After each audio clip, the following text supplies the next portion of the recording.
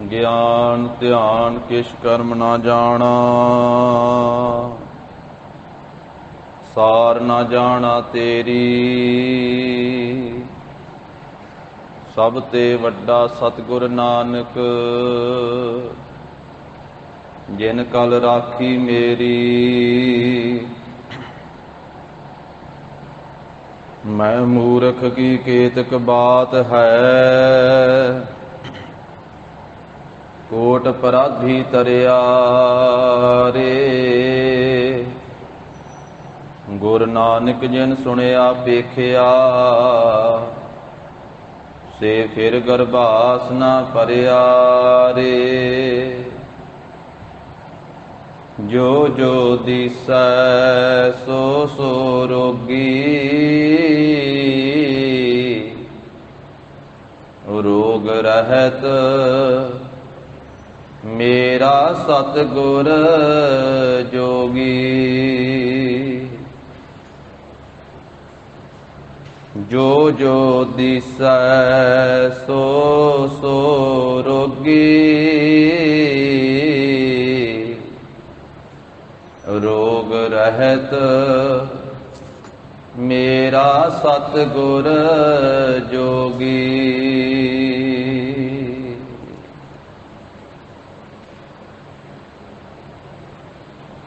ਸਤਿਨਾਮ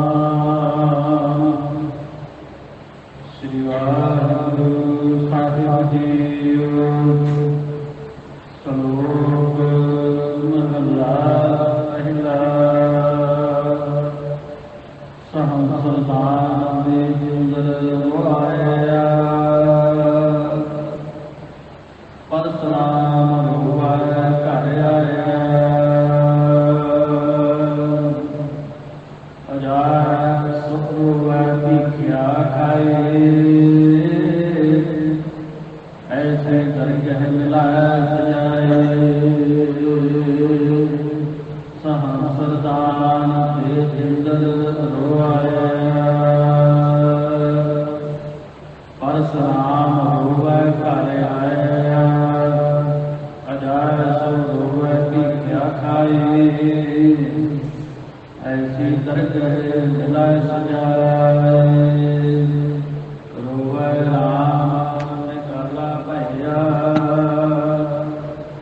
ਸੀਤਾ ਲਖਮਨ ਵਿਛੜ ਗਿਆ। ਰੋਵੈ ਬਹਿ ਲੰਕ ਗਵਾਏ, ਜਿਨ ਸੀਤਾ ਆਦਿ ਦੋਹੂ ਆਏ। ਰੋਵੈ ਪਾਂਡਵ ਭਏ ਮਜੂਰ, ਜਿਨ ਕੈ ਸੁਆਮੀ ਰਹਿਤ ਹਦੂਰ।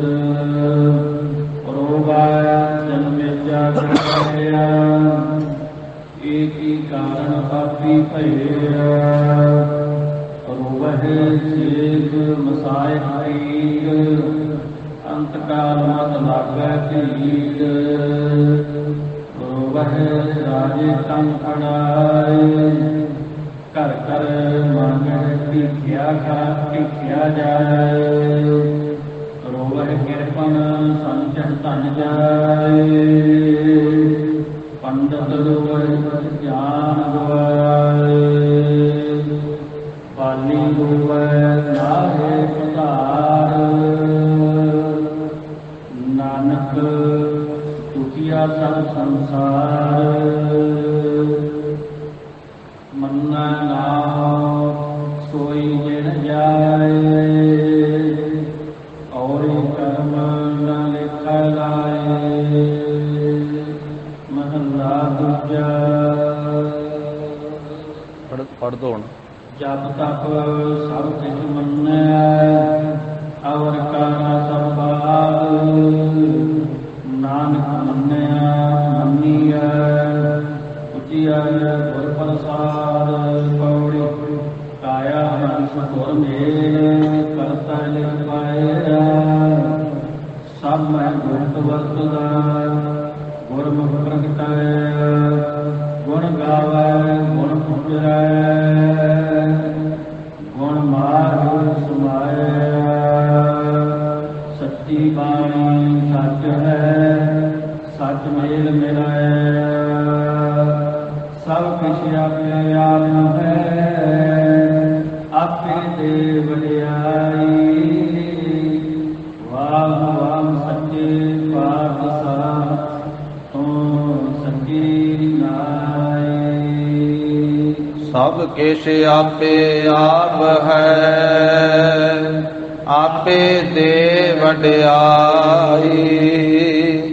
ਵਾਹ ਵਾਹ ਸੱਚੇ ਪਾਤਸ਼ਾਹ ਤੂੰ ਸੱਚੀ ਨਾਈ।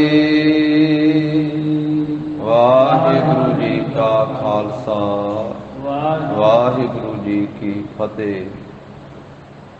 ਜਾਹਰ ਜਹੂਰ ਹਾਜ਼ਰ ਹਜੂਰ ਸਰਬ ਕਲਾ ਭਰਪੂਰ। ਦਸਾਂ ਪਾਤਸ਼ਾਹੀਆਂ ਦੀ ਜੋਤ ਧੰਨ ਸ੍ਰੀ ਗੁਰੂ ਗ੍ਰੰਥ ਸਾਹਿਬ ਜੀ ਮਹਾਰਾਜ। ਸਤਿਗੁਰਾਂ ਦੀ ਅਪਾਰ ਕਿਰਪਾ ਰਹਿਮਤ ਦਾ ਸਦਕਾ ਜਗਤ ਗੁਰੂ ਧੰਨ ਧੰਨ ਸ੍ਰੀ ਗੁਰੂ ਨਾਨਕ ਦੇਵ ਸਾਹਿਬ ਜੀ ਮਹਾਰਾਜ, ਸਤਿਗੁਰਾਂ ਦੇ ਪਾਵਨ ਅਸਥਾਨ ਸੱਚਖੰਡ ਦਰਬਾਰ ਗੁਰਦੁਆਰਾ ਸ੍ਰੀ ਬੇਰ ਸਾਹਿਬ ਜੀ ਵਿਖੇ ਅੰਮ੍ਰਿਤ ਵੇਲੇ ਤੋਂ ਸਜੇ ਹੋਏ ਸੁੰਦਰ ਦੀਵਾਨ ਦੀ ਹਾਜ਼ਰੀ ਭਰ ਰਹੀ ਗੁਰੂ ਕੀ ਸਾਜੀ ਨਵਾਜੀ ਹੋਈ ਸਾਧ ਸੰਗਤ ਜੀਓ। ਮਹਾਰਾਜ ਸਾਹਿਬ ਜੀ ਨੇ ਕਿਰਪਾ ਕੀਤੀ ਹੈ, ਹਰ ਰੋਜ਼ ਦੀ ਤਰ੍ਹਾਂ ਅੰਮ੍ਰਿਤ ਵੇਲੇ ਦੇ ਸੁੰਦਰ ਦੀਵਾਨ ਸਜੇ। ਪੰਜ ਬਾਣੀਆਂ ਦਾ ਨਿਤਨੇਮ ਹੋਇਆ, ਸਾਖੀ ਵਾਰ ਦਾ ਸੰਪੂਰਨ ਕੀਰਤਨ ਗੁਰੂ ਮਹਾਰਾਜ ਸਾਹਿਬ ਜੀ ਕੀ ਪਾਵਨ ਹਜ਼ੂਰੀ ਅੰਦਰ ਹੋਇਆ ਹੈ। ਸਤਿਗੁਰੂ ਜੀ ਨੇ ਆਪਣੇ ਅੰਮ੍ਰਿਤਮਈ ਦਰਸ਼ਨ ਬਖਸ਼ਿਸ਼ ਕੀਤੇ। ਅੰਮ੍ਰਿਤ ਵੇਲੇ ਤੋਂ ਗੁਰਸਿੱਖ ਸੰਗਤਾਂ ਨੇ ਸਤਿਗੁਰੂ ਜੀ ਦੇ ਪਾਵਨ ਦਰਬਾਰ ਦੀਆਂ ਹਾਜ਼ਰੀਆਂ ਭਰੀਆਂ। ਅੱਜ ਸਾਧ ਸੰਗਤ ਜੀ ਪੂਰਨਮਾਸ਼ੀ ਦਾ ਦਿਹਾੜਾ ਵੀ ਹੈ ਔਰ ਹਰ ਪੁੰਨਿਆਂ ਤੇ ਹਰ ਪੂਰਨਮਾਸ਼ੀ ਤੇ ਇਸ ਪਾਵਨ ਪਵਿੱਤਰ ਅਸਥਾਨ ਤੇ ਗੁਰਦੁਆਰਾ ਸ੍ਰੀ ਬੇਰ ਸਾਹਿਬ ਜੀ ਵਿਖੇ ਖੰਡੇ ਬਾਟੇ ਦਾ ਅੰਮ੍ਰਿਤ ਵੀ ਤਿਆਰ ਹੁੰਦਾ ਹੈ। ਜਿਨ੍ਹਾਂ ਗੁਰੂ ਕੇ ਪਿਆਰਿਆਂ ਨੇ ਮਾਈਆਂ ਭਾਈਆਂ ਨੇ ਗੁਰੂ ਕਾ ਅੰਮ੍ਰਿਤ ਛਕਣਾ ਹੋਵੇ, ਉਹ ਸਾਧ ਸੰਗਤ ਜੀ ਸਮੇਂ ਸਿਰ ਸਣ ਕੇਸੀ ਇਸ਼ਨਾਨ ਕਰਕੇ ਪੰਜ ਕਕਾਰ ਪਹਿਣ ਕਰਕੇ ਮਹਾਰਾਜ ਸਾਹਿਬ ਜੀ ਦੀ ਹਾਜ਼ਰੀ ਦੇ ਵਿੱਚ ਪੰਜਾਂ ਪਿਆਰਿਆਂ ਦੇ ਪਾਸੋਂ ਗੁਰੂ ਕੇ ਅੰਮ੍ਰਿਤ ਦੀ ਦਾਤ ਪ੍ਰਾਪਤ ਕਰਕੇ ਗੁਰੂ ਦੀਆਂ ਖੁਸ਼ੀਆਂ ਪ੍ਰਾਪਤ ਕਰਨ। ਲੜੀਵਾਰ ਰੂਪ ਦੇ ਵਿੱਚ ਮਹਾਰਾਜ ਸਾਹਿਬ ਜੀ ਰਾਮ ਕਲੀ ਰਾਗ ਦੀ ਪਹਿਲੀ ਵਾਰ ਦੁਆਰਾ ਪਵਿੱਤਰ ਉਪਦੇਸ਼ ਬਖਸ਼ਿਸ਼ ਕਰ ਰਹੇ ਹਨ। ਜੋ 14ਵੀਂ ਪੌੜੀ ਸ਼ਲੋਕਾਂ ਦੇ ਸਹਿਤ ਮਹਾਰਾਜ ਸਾਹਿਬ ਜੀ ਨੇ ਕਿਰਪਾ ਕੀਤੀ ਹੈ। ਅੱਜ ਦਾ ਪਾਵਨ ਉਪਦੇਸ਼ ਸਤਿਗੁਰੂ ਜੀ ਬਖਸ਼ਿਸ਼ ਕਰ ਰਹੇ ਹਨ। 953 ਅੰਗ ਤੋਂ ਇਹ ਪਾਵਨ ਸ਼ਲੋਕ ਆਰੰਭ ਹੁੰਦਾ ਹੈ ਔਰ 954 ਅੰਗ ਤੇ ਪੌੜੀ ਦੇ ਸਮੇਤ ਇਸ ਪਾਵਨ ਸ਼ਲੋਕ ਔਰ ਪੌੜੀ ਦੀ ਸੰਪੂਰਨਤਾ ਹੀ ਹੁੰਦੀ ਹੈ। ਗਰੀਬ ਨਿਵਾਜ ਸਤਿਗੁਰੂ ਜੀ ਜਿਵੇਂ ਕਿਰਪਾ ਕਰਦੇ ਹਨ, ਸ਼ਰਧਾ ਭਾਵਨਾ ਸਹਿਤ ਸਰਵਣ ਕਰੀਏ। ਉਚਾਰਨ ਕਰੋ ਜੀ, ਸਤਿਨਾਮ ਸ੍ਰੀ ਵਾਹਿਗੁਰੂ ਸਾਹਿਬ ਜੀ। ਸਲੋਕ ਮਹਲਾ ਪਹਿਲਾ। ਪਹਿਲੇ ਪਾਤਸ਼ਾਹ ਜਗਤ ਗੁਰੂ ਧੰਨ ਧੰਨ ਸ੍ਰੀ ਗੁਰੂ ਨਾਨਕ ਦੇਵ ਸਾਹਿਬ ਜੀ ਮਹਾਰਾਜ ਆਪਣੀ ਪਾਵਨ ਰਸਨਾ ਤੋਂ ਉਚਾਰਨ ਕਰਦੇ ਹਨ। ਸੰਸਰਦਾਨ ਦੇ ਅੰਦਰ ਹੋਇਆ। ਇਹ ਪਾਵਨ ਸ਼ਲੋਕ ਮਹਾਰਾਜ ਸਾਹਿਬ ਜੀ ਨੇ ਉਸ ਮੌਕੇ ਤੇ ਉਚਾਰਨ ਕੀਤਾ ਜਦੋਂ ਜੀਵਾਂ ਦੀ ਕਲਿਆਣ ਕਰਦੇ ਹੋਏ ਮਹਾਰਾਜ ਸਾਹਿਬ ਜੀ ਭਾਈ ਬਾਲਾ ਜੀ, ਭਾਈ ਮਰਦਾਨਾ ਜੀ ਦੇ ਸਮੇਤ ਬਾਬੇ ਤਾਰੇ ਚਾਰ ਚੱਕ ਨੌ ਖੰਡ ਪ੍ਰਿਥਵੀ ਸੱਚਾ ਢੋਆ ਗੁਰਮੁਖ ਕਲ ਵਿੱਚ ਪ੍ਰਗਟ ਹੋਆ ਚੌਹਾਂ ਚੱਕਾਂ ਨੂੰ ਉਤਾਰ ਰਹੇ ਸਨ ਤਾਂ ਮਹਾਰਾਜ ਸਾਹਿਬ ਜੀ ਲਾਹੌਰ ਵਿੱਚ ਪਹੁੰਚੇ। ਲਾਹੌਰ ਵਿੱਚ ਉਪਦੇਸ਼ ਦਿੰਦਿਆਂ ਹੋਇਆਂ ਫਿਰ ਮਹਾਰਾਜ ਲਾਹੌਰ ਤੋਂ ਬਾਹਰ-ਬਾਹਰ ਸੱਤ ਘਰੇ ਨਗਰ ਦੇ ਵਿੱਚ ਪਹੁੰਚੇ। ਉੱਥੇ ਬਾਜ਼ਾਰ ਦੇ ਵਿੱਚ ਮਹਾਰਾਜ ਸਾਹਿਬ ਜੀ ਬਾਜ਼ਾਰ ਤੋਂ ਸਾਹਮਣੇ ਇੱਕ ਦਰਖਤ ਦੇ ਹੇਠਾਂ ਗਰੀਬ ਨਿਵਾਜ ਸਾਹਿਬ ਜੀ ਬੈਠ ਗਏ। ਸਾਹਮਣੇ ਇੱਕ ਸ਼ਾਹੂਕਾਰ ਦੀ ਦੁਕਾਨ ਹੈ ਜਿਸ ਨੇ ਬੜੇ ਗਦੇਲੇ ਲਾਏ ਹੋਏ ਆ, ਪਿੱਛੇ ਤਕੀਏ ਲਾਏ, ਸਰਾਣੇ ਲਾਏ ਹੋਏ ਆ ਤੇ ਸ਼ਾਹੂਕਾਰ ਬੈਠਾ ਹੋਇਆ ਚਿੱਟੇ ਰੰਗ ਦੇ ਵਸਤਰ ਪਹਿਨ ਕੇ, ਗੋਲ ਗੋਲ ਸਰਾਣੇ ਲਾ ਕਰਕੇ, ਢੋ ਲਾ ਕੇ ਸ਼ਾਹੂਕਾਰ ਬੈਠਾ ਹੈ। ਗਦੇਲਿਆਂ ਦੇ ਉੱਪਰ। ਉਹਦੇ ਅੱਗੇ ਪਿੱਛੇ ਨੌਕਰ ਚਾਕਰ ਘੁੰਮਦੇ ਫਿਰਦੇ ਆ, ਕੰਮਕਾਰ ਕਰਦੇ ਆ। ਤੇ ਉਹਦੀ ਦੁਕਾਨ ਦੇ ਸਾਹਮਣੇ ਦਰਖਤ ਹੇਠਾਂ ਮਹਾਰਾਜ ਸਾਹਿਬ ਜੀ ਬੈਠੇ, ਭਾਈ ਬਾਲਾ ਜੀ, ਭਾਈ ਮਰਦਾਨਾ ਜੀ ਮਹਾਰਾਜ ਸਾਹਿਬ ਜੀ ਦੇ ਨਾਲ। ਭਾਈ ਮਰਦਾਨਾ ਜੀ ਨੇ ਬੇਨਤੀ ਕੀਤੀ, ਮਹਾਰਾਜ ਆ ਜਿਹੜਾ ਸਾਹਮਣੇ ਦੁਕਾਨ ਵਿੱਚ ਸ਼ਾਹੂਕਾਰ ਬੈਠਾ, ਵੇਖੋ ਕਿੰਨਾ ਸੁਖੀ ਹੈ, ਕਿਵੇਂ ਗਦੇਲੇ ਵਿਛਾਏ ਹੋਏ ਆ, ਸਰਾਣਿਆਂ ਦੇ ਨਾਲ ਢੋਲ ਆਈ ਹੋਈ ਹੈ ਤੇ ਮੌਜ ਨਾਲ ਬੈਠਾ ਹੋਇਆ। ਤੇ ਨੌਕਰ ਚਾਕਰ ਅੱਗੇ ਮਹਾਰਾਜ ਉਹਦੇ ਭੱਜੇ ਫਿਰਦੇ, ਕੰਮਕਾਰ ਕਰਦੇ। ਕਿੰਨਾ ਕਰਤਾਰ ਨੇ ਸੁੱਖ ਦਿੱਤਾ ਇਸ ਸ਼ਾਹੂਕਾਰ ਨੂੰ। ਮਹਾਰਾਜ ਕਹਿੰਦੇ, ਭਾਈ ਮਰਦਾਨਿਆਂ, ਸੁੱਖ ਨਾਮ ਵਿੱਚ ਹੈ, ਸੁੱਖ ਬੰਦਗੀ ਵਿੱਚ ਹੈ, ਸੁੱਖ ਗਿਆਨ ਦੇ ਵਿੱਚ ਹੈ। ਨਾਮ ਤੋਂ ਬਿਨਾ ਭਾਵੇਂ ਕੋਈ ਕਿੰਨਾ ਵੀ ਵੱਡਾ ਸ਼ਾਹੂਕਾਰ ਹੋਵੇ, ਜੇ ਨਾਮ ਨਹੀਂ ਜਪਦਾ ਤੇ ਸੰਸਾਰੀ ਪਦਾਰਥਾਂ ਵਿੱਚੋਂ ਸੁੱਖ ਨਹੀਂ ਮਿਲਦਾ, ਭਾਵੇਂ ਰਾਜਾ ਵੀ ਕਿਉਂ ਨਾ ਹੋਵੇ। ਮਰਦਾਨਿਆਂ, ਨਾਮ ਤੋਂ ਬਿਨਾ ਰਾਜਾ ਵੀ ਦੁਖੀ ਹੁੰਦਾ ਹੈ। ਜਿਵੇਂ ਸੁਖਮਨੀ ਸਾਹਿਬ 'ਚ ਬਚਨ ਆਉਂਦਾ ਹੈ, ਸਗਲ ਸ੍ਰਿਸ਼ਟ ਕੋ ਰਾਜਾ ਦੁਖੀਆ, ਸਾਰੀ ਸ੍ਰਿਸ਼ਟੀ ਦਾ ਰਾਜਾ ਵੀ ਹੋ ਜਾਵੇ ਫਿਰ ਵੀ ਦੁਖੀ ਰਹਿੰਦਾ ਨਾਮ ਤੋਂ ਬਿਨਾ। ਹਰਿ ਕਾ ਨਾਮ ਜਪਤ ਹੋਏ ਸੁਖੀਆ, ਵਾਹਿਗੁਰੂ ਦਾ ਨਾਮ ਜਪੇ ਤਾਂ ਸੁਖੀ ਹੋ ਸਕਦਾ। ਸਤਿਗੁਰੂ ਕਹਿੰਦੇ, ਭਾਈ ਮਰਦਾਨਿਆਂ, ਜਾ ਉਹਨੂੰ ਪੁੱਛ ਕੇ ਤਾਂ ਵੇਖ। ਭਾਈ ਮਰਦਾਨਾ ਜੀ ਗਏ, ਜਾ ਕੇ ਸ਼ਾਹੂਕਾਰ ਨੂੰ ਮਿਲੇ। ਆਖਿਆ, ਸ਼ਾਹੂਕਾਰ ਜੀ, ਪਰਮੇਸ਼ਰ ਵਾਹਿਗੁਰੂ ਜੀ ਨੇ ਤੁਹਾਨੂੰ ਕਿੰਨਾ ਸੁੱਖ ਦਿੱਤਾ, ਤੁਸੀਂ ਆਰਾਮ ਨਾਲ ਬੈਠੇ ਹੋ ਤੇ ਕਾਮੇ ਅੱਗੇ ਪਿੱਛੇ ਕੰਮ ਕਰਦੇ ਫਿਰਦੇ, ਨੌਕਰ ਕੰਮਕਾਰ ਕਰਦੇ ਫਿਰਦੇ। ਉਹ ਸ਼ਾਹੂਕਾਰ ਨੇ ਵੇਖਿਆ ਵੀ ਇਹ ਕੋਈ ਮਹਾਂਪੁਰਖ, ਕੋਈ ਫਕੀਰ ਲੋਕ ਹੈ, ਕੋਈ ਸਾਧੂ ਹੈ। ਭਾਈ ਮਰਦਾਨਾ ਜੀ ਨੂੰ ਵੇਖ ਕਰਕੇ ਉਹ ਸ਼ਾਹੂਕਾਰ ਰੋਣ ਲੱਗ ਪਿਆ। ਭਾਈ ਮਰਦਾਨਾ ਜੀ ਨੇ ਆਖਿਆ ਵੀ ਸ਼ਾਹੂਕਾਰ ਜੀ ਕਿਉਂ ਰੋਂਦੇ? ਉਹਨੇ ਆਖਿਆ ਕਿ ਮਹਾਤਮਾ ਜੀ, ਫਕੀਰ ਜੀ, ਜਿੰਨਾ ਮੈਂ ਦੁਖੀ ਹਾਂ ਇੰਨਾ ਕੋਈ ਸੰਸਾਰ 'ਚ ਦੁਖੀ ਨਹੀਂ ਹੋਣਾ, ਮੇਰੇ ਜਿੰਨਾ ਕੋਈ ਦੁਖੀ ਨਹੀਂ ਹੈ, ਮੈਂ ਬਹੁਤ ਜ਼ਿਆਦਾ ਦੁਖੀ ਹਾਂ। ਭਾਈ ਮਰਦਾਨਾ ਜੀ ਕਹਿੰਦੇ ਵੀ ਮੈਂ ਤੇ ਵੇਖਿਆ ਵੀ ਤੁਸੀਂ ਗਦੇਲੇ ਤੇ ਬੈਠੇ ਹੋ, ਸਰਾਣਿਆਂ ਦੀ ਢੋਲ ਆਈ ਹੋਈ ਹੈ, ਚਿੱਟੇ ਕੱਪੜੇ ਪਾਏ ਹੋਏ, ਵੀ ਤੁਸੀਂ ਸੁਖੀ ਬੜੇ ਹੋ, ਪਰ ਤੁਸੀਂ ਤਾਂ ਰੋਣ ਲੱਗ ਪਏ ਹੋ, ਤੁਹਾਨੂੰ ਕਾਹਦਾ ਦੁੱਖ ਹੈ? ਫਿਰ ਸ਼ਾਹੂਕਾਰ ਨੇ ਆਪਣੀ ਸਾਰੀ ਵਿਥਿਆ ਦੱਸੀ। ਕਹਿਣ ਲੱਗਾ ਕਿ ਜਿਸ ਵੇਲੇ ਅੱਜ ਤੋਂ ਕੁਝ ਸਾਲ ਪਹਿਲਾਂ ਦੀ ਗੱਲ ਆ, ਮੇਰੇ ਘਰ ਵਾਲੀ ਬਿਮਾਰ ਹੋ ਗਈ, ਮੰਜੇ ਤੇ ਪੈ ਗਈ, ਬੜਾ ਇਲਾਜ ਕਰਾਇਆ, ਪਰ ਉਹਦਾ ਰੋਗ ਦੂਰ ਨਹੀਂ ਸੀ ਹੋ ਰਿਹਾ, ਮਰਨ ਕਿਨਾਰੇ ਹੋ ਗਈ। ਤੇ ਮੈਂ ਉਸ ਦੇ ਪਾਸ ਬੈਠਾ ਬਹੁਤ ਵਿਜੋਗ ਕਰਦਾ ਸਾਂ, ਰੁਦਨ ਕਰਦਾ ਸਾਂ। ਤੇ ਉਸਨੇ ਆਖਿਆ ਵੀ ਤੈਨੂੰ ਕਾਹਦਾ ਦੁੱਖ ਹੈ, ਵੀ ਮੈਂ ਮਰ ਵੀ ਜਾਵਾਂਗੀ, ਤੂੰ ਸ਼ਾਹੂਕਾਰ ਹੈ, ਤੇਰੇ ਕੋਲੇ ਧਨ ਦੌਲਤ ਬਹੁਤੀ ਹੈ, ਤੂੰ ਫੇਰ ਦੂਸਰਾ ਵਿਆਹ ਕਰਾ ਲਵੇਂਗਾ। ਤੇ ਮੈਂ ਉਸ ਨੂੰ ਆਖਿਆ ਵੀ ਨਹੀਂ, ਮੇਰਾ ਤੇਰੇ ਨਾਲ ਹੀ ਪ੍ਰੇਮ ਹੈ, ਮੇਰਾ ਤੇਰੇ ਨਾਲ ਹੀ ਲਗਾਅ ਹੈ, ਤੇਰੇ ਤੋਂ ਬਿਨਾ ਮੈਂ ਦੂਸਰਾ ਵਿਆਹ ਨਹੀਂ ਕਰਾਵਾਂ। ਉਹਨੇ ਕਿਹਾ, ਮੈਂ ਕਿਹੜਾ ਮੁੜ ਕੇ ਵੇਖਣਾ, ਜਿਹੜਾ ਬੰਦਾ ਮਰ ਜਾਵੇ ਮੁੜ ਕੇ ਆ ਕੇ ਵੇਂਦਾ ਕੋਈ। ਤੇ ਮੈਂ ਆਪਣਾ ਪ੍ਰੇਮ ਉਸ ਨੂੰ ਜਣਾਉਣ ਵਾਸਤੇ ਤਿੱਖੀ ਛੁਰੀ ਲੈ ਕਰਕੇ ਆਪਣੀ ਇੰਦਰੀ ਕੱਟ ਦਿੱਤੀ, ਗੁਪਤ ਅੰਗ ਕੱਟ ਦਿੱਤਾ। ਖੂਨ ਬਹੁਤ ਵਗਿਆ, ਕਮਜ਼ੋਰ ਵੀ ਮੈਂ ਹੋਇਆ, ਪਰ ਮੈਂ ਦੱਸਣ ਵਾਸਤੇ ਵੀ ਹੁਣ ਤਾਂ ਤੈਨੂੰ ਮੇਰੇ ਤੇ ਯਕੀਨ ਹੈ ਨਾ, ਹੁਣ ਤਾਂ ਮੇਰੇ ਤੇ ਭਰੋਸਾ ਹੈ ਨਾ।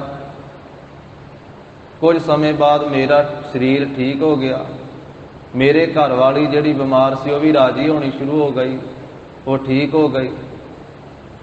ਪਰ ਹੁਣ ਮੇਰੇ ਸਾਹਮਣੇ ਉਹ ਪਰਾਏ ਪੁਰਸ਼ਾਂ ਦੇ ਨਾਲ ਕੁਕਰਮ ਕਰਦੀ ਹੈ ਤੇ ਮੇਰੀ ਵਾਹ ਪੇਸ਼ ਕੋਈ ਨਹੀਂ ਜਾਂਦੀ। ਮੈਂ ਵੇਖ ਕਰਕੇ ਦੁਖੀ ਹੁੰਨਾ ਹਾਂ, ਇਸ ਕਰਕੇ ਮੇਰੇ ਜਿੰਨਾ ਕੋਈ ਦੁਖੀ ਨਹੀਂ ਹੈ।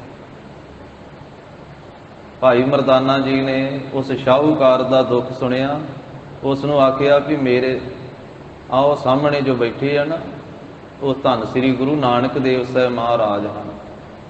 ਸ਼ਾਹੂਕਾਰ ਜੀ, ਤੁਸੀਂ ਗੁਰੂ ਸਾਹਿਬ ਜੀ ਦੇ ਪਾਸ ਚੱਲੋ, ਆਪਣਾ ਦੁੱਖ ਜਿਵੇਂ ਮੈਨੂੰ ਦੱਸਿਆ ਗੁਰੂ ਸਾਹਿਬ ਜੀ ਨੂੰ ਬੇਨਤੀ ਕਰੀਏ, ਸਤਿਗੁਰੂ ਤੁਹਾਡਾ ਦੁੱਖ ਦੂਰ ਕਰਨਗੇ। ਇਹ ਸੱਤ ਘਰੇ ਵਾਲੇ ਸ਼ਾਹੂਕਾਰ ਨੇ ਮਹਾਰਾਜ ਨੂੰ ਆ ਕੇ ਨਮਸਕਾਰ ਕੀਤੀ, ਆਪਣੀ ਸਾਰੀ ਵਿਥਿਆ ਦੱਸੀ। ਗੁਰੂ ਸਾਹਿਬ ਜੀ ਨੇ ਆਖਿਆ ਆਪਣੇ ਘਰ ਵਾਲੀ ਨੂੰ ਵੀ ਬੁਲਾ ਕੇ ਲਿਆਓ। ਆਪਣੇ ਘਰ ਵਾਲੀ ਨੂੰ ਵੀ ਬੁਲਾ ਕੇ ਲਿਆਂਦਾ, ਉਹਨੇ ਵੀ ਮਹਾਰਾਜ ਸਾਹਿਬ ਜੀ ਨੂੰ ਨਮਸਕਾਰ ਕੀਤੀ। ਫਿਰ ਸਤਿਗੁਰੂ ਜੀ ਨੇ ਦੋਨਾਂ ਨੂੰ ਉਪਦੇਸ਼ ਦੇ ਕਰਕੇ ਇਹ ਸ਼ਲੋਕ ਉਸ ਮੌਕੇ ਤੇ ਉਚਾਰਨ ਕੀਤਾ। ਸਹੰਸਰਦਾਨ ਦੇ ਇੰਦਰ ਰਵਾਇਆ। ਤੇ ਗਰੀਬ ਨਵਾਜ ਸਾਹਿਬ ਜੀ ਨੇ ਆਖਿਆ, ਸ਼ਾਹੂਕਾਰਾ ਤੂੰ ਕੱਲਾ ਹੀ ਦੁਖੀ ਨਹੀਂ, ਇਸ ਸੰਸਾਰ ਦੇ ਵਿੱਚ ਵੱਡੇ ਵੱਡੇ ਵੀ ਦੁਖੀ ਹੋ ਕੇ ਗਏ ਆ। ਇਸ ਸੰਸਾਰ ਦੇ ਵਿੱਚ ਨਾਮ ਤੋਂ ਬਿਨਾ ਸਾਰਾ ਸੰਸਾਰ ਹੀ ਦੁਖੀ ਹੈ। ਅਖੀਰ ਤੇ ਜਾ ਕੇ ਮਹਾਰਾਜ ਬਚਨ ਕਹਿਣਗੇ, ਨਾਨਕ ਦੁਖੀਆ ਸਭ ਸੰਸਾਰ, ਸਾਰਾ ਸੰਸਾਰ ਦੁਖੀ ਹੈ। ਫਿਰ ਇਸ ਦੇ ਘਰ ਵਾਲੀ ਨੂੰ ਵੀ ਸਮਝਾਇਆ ਮਹਾਰਾਜ ਸਾਹਿਬ ਜੀ ਨੇ ਵੀ ਜਿਹੜੀ ਇਸਤਰੀ ਆਪਣਾ ਪਤੀ ਵਰਤਾ ਧਰਮ ਛੱਡ ਕੇ ਪਰਾਏ ਪੁਰਸ਼ਾਂ ਦੇ ਨਾਲ ਵਿਭਚਾਰ ਕਰਦੀ ਹੈ, ਕੁਕਰਮ ਕਰਦੀ ਹੈ, ਉਸ ਨੂੰ ਪਰਲੋਕ ਦੇ ਵਿੱਚ ਤਪੇ ਹੋਏ ਥੰਮਾਂ ਦੇ ਨਾਲ ਲਾਇਆ ਜਾਂਦਾ ਹੈ, ਉਸ ਨੂੰ ਸਜ਼ਾ ਭੋਗਣੀ ਪੈਂਦੀ ਹੈ। ਇਸ ਕਰਕੇ ਤੈਨੂੰ ਆਪਣੇ ਪਤੀ ਵਰਤਾ ਧਰਮ ਦੇ ਵਿੱਚ ਪ੍ਰਪੱਕ ਰਹਿਣਾ ਚਾਹੀਦਾ ਹੈ, ਆਪਣੇ ਪਤੀ ਦੀ ਸੇਵਾ ਵਿੱਚ ਰਹਿਣਾ ਚਾਹੀਦਾ। ਐਸੀਆਂ ਵੇਖੋ ਬੀਬੀਆਂ ਮਾਈਆਂ ਵੀ ਇੱਥੇ ਹੋਈਆਂ ਹਨ ਜਿਨ੍ਹਾਂ ਨੇ ਕੋੜੀਆਂ ਤੇ ਪਿੰਗਲੀਆਂ ਪਤੀਆਂ ਨੂੰ ਅਪਣਾ ਕਰਕੇ ਉਹਨਾਂ ਦੀ ਸੇਵਾ ਕਰਕੇ ਆਪਣਾ ਜੀਵਨ ਬਸਰ ਕੀਤਾ। ਤੈਨੂੰ ਆਪਣੇ ਪਤੀ ਵਰਤਾ ਧਰਮ ਵਿੱਚ ਪ੍ਰਪੱਕ ਰਹਿਣਾ ਚਾਹੀਦਾ। ਮਹਾਰਾਜ ਨੇ ਨਾਲੇ ਉਪਦੇਸ਼ ਦਿੱਤਾ ਦੋਨਾਂ ਨੂੰ, ਸ਼ਾਹੂਕਾਰ ਨੂੰ ਵੀ ਧੀਰਜ ਦਿੱਤੀ, ਉਹਦੇ ਘਰ ਵਾਲੀ ਨੂੰ ਕੁਕਰਮ ਛੱਡਣ ਦਾ ਉਪਦੇਸ਼ ਦਿੱਤਾ। ਫਿਰ ਉਹਨੇ ਕੁਕਰਮ ਛੱਡਿਆ, ਨਾਮ ਜਪਣ ਲੱਗੀ। ਧੰਨ ਸ੍ਰੀ ਗੁਰੂ ਨਾਨਕ ਦੇਵ ਸਾਹਿਬ ਮਹਾਰਾਜ ਜੀ ਦੀ ਉਸ ਸ਼ਾਹੂਕਾਰ ਤੇ ਉਹਦੇ ਘਰ ਵਾਲੀ ਉੱਤੇ ਅੰਮ੍ਰਿਤ ਦ੍ਰਿਸ਼ਟੀ ਹੋਈ, ਮਿਹਰ ਦ੍ਰਿਸ਼ਟੀ ਹੋਈ। ਉਸ ਵੇਲੇ ਉਹ ਸ਼ਾਹੂਕਾਰ ਨੂੰ ਮਹਾਰਾਜ ਸਾਹਿਬ ਜੀ ਨੇ ਮੁਖਾਤਬ ਹੁੰਦਿਆਂ ਉਸ ਨੂੰ ਸਮਝਾਉਂਦਿਆਂ ਇਹ ਪਵਿੱਤਰ ਬਚਨ ਉਚਾਰਨ ਕੀਤਾ। ਪਹਿਲੀ ਪੰਕਤੀ 'ਚ ਮਹਾਰਾਜ ਸਾਹਿਬ ਕਹਿੰਦੇ ਵੀ ਇੰਦਰ ਦੇਵਤਾ ਵੀ ਰੋਇਆ, ਇੰਦਰ ਵੀ ਦੁਖੀ ਹੋਇਆ। ਸਹੰਸਰਦਾਨ ਦੇ ਇੰਦਰ ਰੋਆਇਆ। ਜਦੋਂ ਗੌਤਮ ਰਿਖੀ ਨੇ ਸਹੰਸਰ ਭਗ ਦਾ ਦਾਨ ਦਿੱਤਾ ਨਾ ਇੰਦਰ ਦੇਵਤੇ ਨੂੰ, ਤੇ ਇੰਦਰ ਦੇਵਤਾ ਵੀ ਫਿਰ ਰੋਆਇਆ, ਰੋਣ ਵਿੱਚ ਆਇਆ, ਭਾਵ ਰੋਇਆ। ਇੰਦਰ ਦੇਵਤਾ ਜਿਹੜਾ ਸਵਰਗ ਦਾ ਰਾਜਾ ਹੈ, ਜਿਸ ਦੇ ਪਾਸ ਰੰਭਾ, ਉਰਵਸੀ, ਸੱਚੀ ਨਾਮ ਦੀਆਂ ਅਪਸ਼ਰਾਂ 60 ਦੇ ਲਗਭਗ ਉਹਦੀਆਂ ਅਪਸ਼ਰਾਂ ਹੁੰਦੀਆਂ ਇੰਦਰ ਦੇਵਤੇ ਦੀਆਂ ਘਰ ਵਾਲੀਆਂ। ਉਹਨਾਂ ਦੇ ਹੁੰਦਿਆਂ ਇੱਕ ਵਾਰੀ ਉਹਨੇ ਆਪਣੀ ਸਭਾ ਦੇ ਵਿੱਚ ਪੁੱਛਿਆ ਕਿ ਸਾਰੇ ਸੰਸਾਰ ਦੇ ਵਿੱਚੋਂ ਸਭ ਤੋਂ ਸੁੰਦਰ ਇਸਤਰੀ ਕੌਣ ਹੈ? ਤੇ ਸਭਾ ਦੇ ਵਿੱਚ ਉਹਨੂੰ ਪਤਾ ਲੱਗਾ ਕਿ ਗੌਤਮ ਰਿਖੀ ਦੇ ਘਰ ਵਾਲੀ, ਗੋਦਾਵਰੀ ਦੇ ਕੰਢੇ ਦੇ ਉੱਤੇ ਗੌਤਮ ਰਿਖੀ ਦਾ ਆਸ਼ਰਮ ਹੈ, ਤੇ ਸਾਰੇ ਸੰਸਾਰ ਦੇ ਵਿੱਚੋਂ ਸੁੰਦਰ ਇਸਤਰੀ ਹੈ ਗੌਤਮ ਰਿਖੀ ਦੇ ਘਰ ਵਾਲੀ। ਜਦੋਂ ਇਹ ਗੱਲ ਸੁਣੀ ਇੰਦਰ ਦੇਵਤੇ ਦਾ ਮਨ ਡੋਲਿਆ। ਇਤਿਹਾਸ ਤੇ ਬੜਾ ਲੰਮਾ ਹੈ। ਉਹ ਇੰਦਰ ਦੇਵਤਾ ਫਿਰ ਅੱਧੀ ਰਾਤ ਵੇਲੇ ਗੌਤਮ ਰਿਖੀ ਦੇ ਘਰ ਵਿੱਚ ਆਇਆ ਤੇ ਉਹਦੇ ਘਰ ਵਾਲੀ ਅਹਿਲਿਆ ਇਸਤਰੀ ਦਾ ਸਤ ਭੰਗ ਕੀਤਾ। ਅੱਧੀ ਰਾਤ ਵੇਲੇ ਹੀ ਗੌਤਮ ਰਿਖੀ ਜਿਹੜਾ ਹੈ ਉਹ ਗੰਗਾ ਤੇ ਵਾਹਿਗੁਰੂ ਗੋਦਾਵਰੀ ਤੇ ਇਸ਼ਨਾਨ ਕਰਨ ਵਾਸਤੇ ਜਾਂਦਾ। ਜਿਸ ਵੇਲੇ ਇਸ਼ਨਾਨ ਕਰਨ ਵਾਸਤੇ ਜਾਂਦਾ, ਅੱਗੋਂ ਆਵਾਜ਼ ਆਉਂਦੀ ਹੈ, ਆਕਾਸ਼ਬਾਣੀ ਹੁੰਦੀ ਹੈ, ਫਿਰ ਰਿਖੀ ਤੂੰ ਅੱਧੀ ਰਾਤ ਹੀ ਆ ਗਿਆ ਹੈ, ਤੂੰ ਇਸ਼ਨਾਨ ਕਰਦਾ ਫਿਰਦਾ, ਤੇਰੇ ਘਰ ਵਿੱਚ ਤਾਂ ਚੋਰ ਪੈ ਗਏ, ਤੇਰੇ ਘਰ ਵਿੱਚ ਤਾਂ ਡਾਕਾ ਵੱਜ ਗਿਆ। ਛੇਤੀ ਨਾਲ ਘਰ ਨੂੰ ਜਾਂਦਾ ਹੈ। ਆਪਣੀ ਲੜਕੀ ਅੰਜਨਾ ਨੂੰ ਦਰਵਾਜ਼ੇ ਤੇ ਖਿਲਾਰ ਕੇ ਆਇਆ ਸੀ। ਉਸ ਨੂੰ ਪੁੱਛਦਾ ਹੈ ਕਿ ਘਰੇ ਕੌਣ ਗਿਆ ਹੈ, ਅੰਦਰ ਕੌਣ ਗਿਆ ਹੈ? ਉਸਨੇ ਆਪਣੀ ਮਾਤਾ ਦਾ ਪਰਦਾ ਰੱਖਦਿਆਂ ਹੋਇਆਂ ਉਹਨੇ ਆਖਿਆ ਅੰਦਰ ਮਾਜਾਰ ਗਿਆ ਹੈ। ਮਾਜਾਰ ਕਹਿੰਦੇ ਬਿੱਲੇ ਨੂੰ। ਤੋ ਇਸ ਤਰੀਕੇ ਦੇ ਨਾਲ ਉਹਨੂੰ ਵੀ ਫਿਰ ਰਿਖੀ ਨੇ ਸਰਾਪ ਦਿੱਤਾ ਆਪਣੀ ਲੜਕੀ ਨੂੰ ਵੀ ਸ਼ਰਾਪ ਦਿੱਤਾ ਵੀ ਤੇਰੇ ਕੁਆਰੀ ਦੇ ਕੁੱਖ ਤੋਂ ਬਾਲਕ ਪੈਦਾ ਹੋਵੇਗਾ। ਉਹ ਲੰਮਾ ਇਤਿਹਾਸ ਹੈ। ਉੱਥੋਂ ਕਹਿੰਦੇ ਫਿਰ ਹਨੂਮਾਨ ਜੀ ਦੀ ਪੈਦਾਇਸ਼ ਹੋਈ ਹੈ ਉਹਦੇ ਤੋਂ, ਅੰਜਨਾ ਤੋਂ। ਇਸੇ ਪ੍ਰਕਾਰ ਦੇ ਨਾਲ ਤੇ ਆਪਣੇ ਘਰ ਵਾਲੀ ਨੂੰ ਜਦੋਂ ਅੰਦਰ ਜਾਣ ਲੱਗਾ ਤੇ ਇਹ ਇੰਦਰ ਦੇਵਤਾ ਬਾਹਰ ਨੂੰ ਨਿਕਲ ਰਿਹਾ ਹੈ। ਇਹਨੂੰ ਵੇਖਿਆ, ਓਏ ਇੰਦਰਾ, ਵੀ ਤੂੰ ਸਵਰਗ ਦਾ ਰਾਜਾ ਹੋ ਕੇ ਇੰਨੀਆਂ ਤੇਰੀਆਂ ਪਛਰਾ ਹੋਣ ਕਿ ਤੂੰ ਫੇਰ ਰਿਖੀਆਂ ਦੇ ਘਰ ਵਿੱਚ ਤੁਰਿਆ ਫਿਰਦਾ ਹੈ। ਤੂੰ ਮੇਰੇ ਘਰ ਵਿੱਚ ਆਇਆ ਇਸ ਕਰਕੇ ਤੂੰ ਇੱਕ ਭੱਗ ਵਾਸਤੇ ਆਇਆ, ਤੇਰੇ ਸਰੀਰ ਉੱਤੇ 1000 ਭੱਗ ਹੋ ਜਾਵੇ। ਤੇ ਇਸਤਰੀ ਲਿੰਗ ਫਿਰ ਇੰਦਰ ਦੇਵਤੇ ਦੇ ਸਰੀਰ ਉੱਤੇ ਉਹ ਰਿਖੀ ਦੇ ਬਚਨਾਂ ਦੇ ਨਾਲ 1000 ਨਿਸ਼ਾਨ ਹੋ ਗਿਆ ਸਾਰੇ ਸਰੀਰ ਉੱਤੇ, ਜਾਣੋ ਕਿ ਕੋੜ ਹੋ ਗਿਆ ਸਾਰੇ ਸਰੀਰ ਦੇ ਉੱਤੇ ਇੰਦਰ ਦੇਵਤੇ। ਫਿਰ ਉਹਨੂੰ ਰੋਣਾ ਪਿਆ। ਹੁਣ ਕਿਹੜਾ ਮੂੰਹ ਲੈ ਕੇ ਜਾਵੇ ਸਵਰਗ ਦੇ ਵਿੱਚ, ਸਾਰਾ ਸਰੀਰ ਭਰਿਆ ਪਿਆ। ਫਿਰ ਮਾਨ ਸਰੋਵਰ ਦੇ ਵਿੱਚ ਜਾ ਕੇ ਕਵਲ ਫੁੱਲਾਂ ਵਿੱਚ ਜਾ ਕੇ ਲੁਕਿਆ। ਉੱਥੇ ਆ ਸ਼ਿਵ ਜੀ ਨੇ ਡਬਰੂ ਖੜਕਾਇਆ। ਸ਼ਿਵ ਜੀ ਨੇ ਆ ਕੇ ਡੁਗ-ਡੁਗੀ ਖੜਕਾ ਦਿੱਤੀ, ਹੱਥ ਵਿੱਚ ਤਰਸ਼ੂਲ ਫੜਿਆ ਭੋਲੇਨਾਥ ਨੇ। ਉਹਨੇ ਕਿਹਾ, ਇੰਦਰ ਦੇਵਤਿਆ ਬਾਹਰ ਨਿਕਲਣ ਲੁਕਦਾ ਕਾਹਤੋਂ? ਜਦੋਂ ਮੋਹਣੀ ਅਵਤਾਰ ਵੇਲੇ ਮੇਰਾ ਮਨ ਡੋਲਿਆ ਸੀ, ਉਹਨੇ ਆਖਿਆ ਉਦੋਂ ਤੂੰ ਮੈਨੂੰ ਮਖੌਲ ਕਰਦਾ ਸੈਂ, ਕਿਉਂਕਿ ਦੇਵਤੇ ਵੀ ਆਪਸ ਵਿੱਚ ਮਖੌਲ ਕਰ ਲੈਂਦੇ, ਜਿਵੇਂ ਸੰਸਾਰੀ ਇਨਸਾਨ ਵੀ ਆਪਸ ਵਿੱਚ ਕਦੀ ਖੁਸ਼ੀ ਚਾਹੇ ਮਖੌਲ ਕਰ ਲੈਂਦੇ ਨਾ, ਦੇਵਤੇ ਵੀ ਮਖੌਲ ਕਰ ਲੈਂਦੇ। ਉਹਨੇ ਆਖਿਆ, ਇੰਦਰ ਦੇਵਤਿਆ ਜਦੋਂ ਮੇਰਾ ਮਨ ਡੋਲਿਆ ਸੀ ਮੋਹਣੀ ਅਵਤਾਰ ਵੇਲੇ, ਉਦੋਂ ਤੂੰ ਮੈਨੂੰ ਮਖੌਲ ਕੀਤਾ ਸੀ, ਤੇ ਹੁਣ ਤੇਰੀ ਕੀ ਹਾਲਤ ਹੋਈ? ਹੁਣ ਕਮਲ ਫੁੱਲਾਂ 'ਚ ਕਿਉਂ ਲੁਕਦਾ ਫਿਰਦਾ? ਉੱਥੇ ਫਿਰ ਦੇਵਤਿਆਂ ਦਾ ਗੁਰੂ ਆਇਆ ਬ੍ਰਹਿਸਪਤ। ਉਹਨੇ ਨਾਮ ਦਾ ਉਚਾਰਨ ਕੀਤਾ ਤੇ ਕਹਿੰਦੇ 1000 ਭੱਗਾਂ ਤੋਂ ਫਿਰ 1000 ਨੇਤਰ ਹੋਏ ਇੰਦਰ ਦੇਵਤੇ ਦੇ। ਫਿਰ ਸਵਰਗ ਨੂੰ ਗਿਆ। ਇਸ ਤਰ੍ਹਾਂ ਦੀ ਹਾਲਤ ਇੰਦਰ ਦੇਵਤੇ ਦੀ ਹੋਈ। ਧੰਨ ਸ੍ਰੀ ਗੁਰੂ ਨਾਨਕ ਦੇਵ ਸਾਹਿਬ ਕਹਿੰਦੇ ਵੀ ਸ਼ਾਹੂਕਾਰਾ, ਸਵਰਗ ਦਾ ਰਾਜਾ ਇੰਦਰ ਦੇਵਤਾ ਵੀ ਜਦੋਂ ਗੌਤਮ ਰਿਖੀ ਦਾ ਸਰਾਪ ਹੋਇਆ ਤੇ ਉਹਨੂੰ ਵੀ ਰੋਣਾ ਪੈ ਗਿਆ।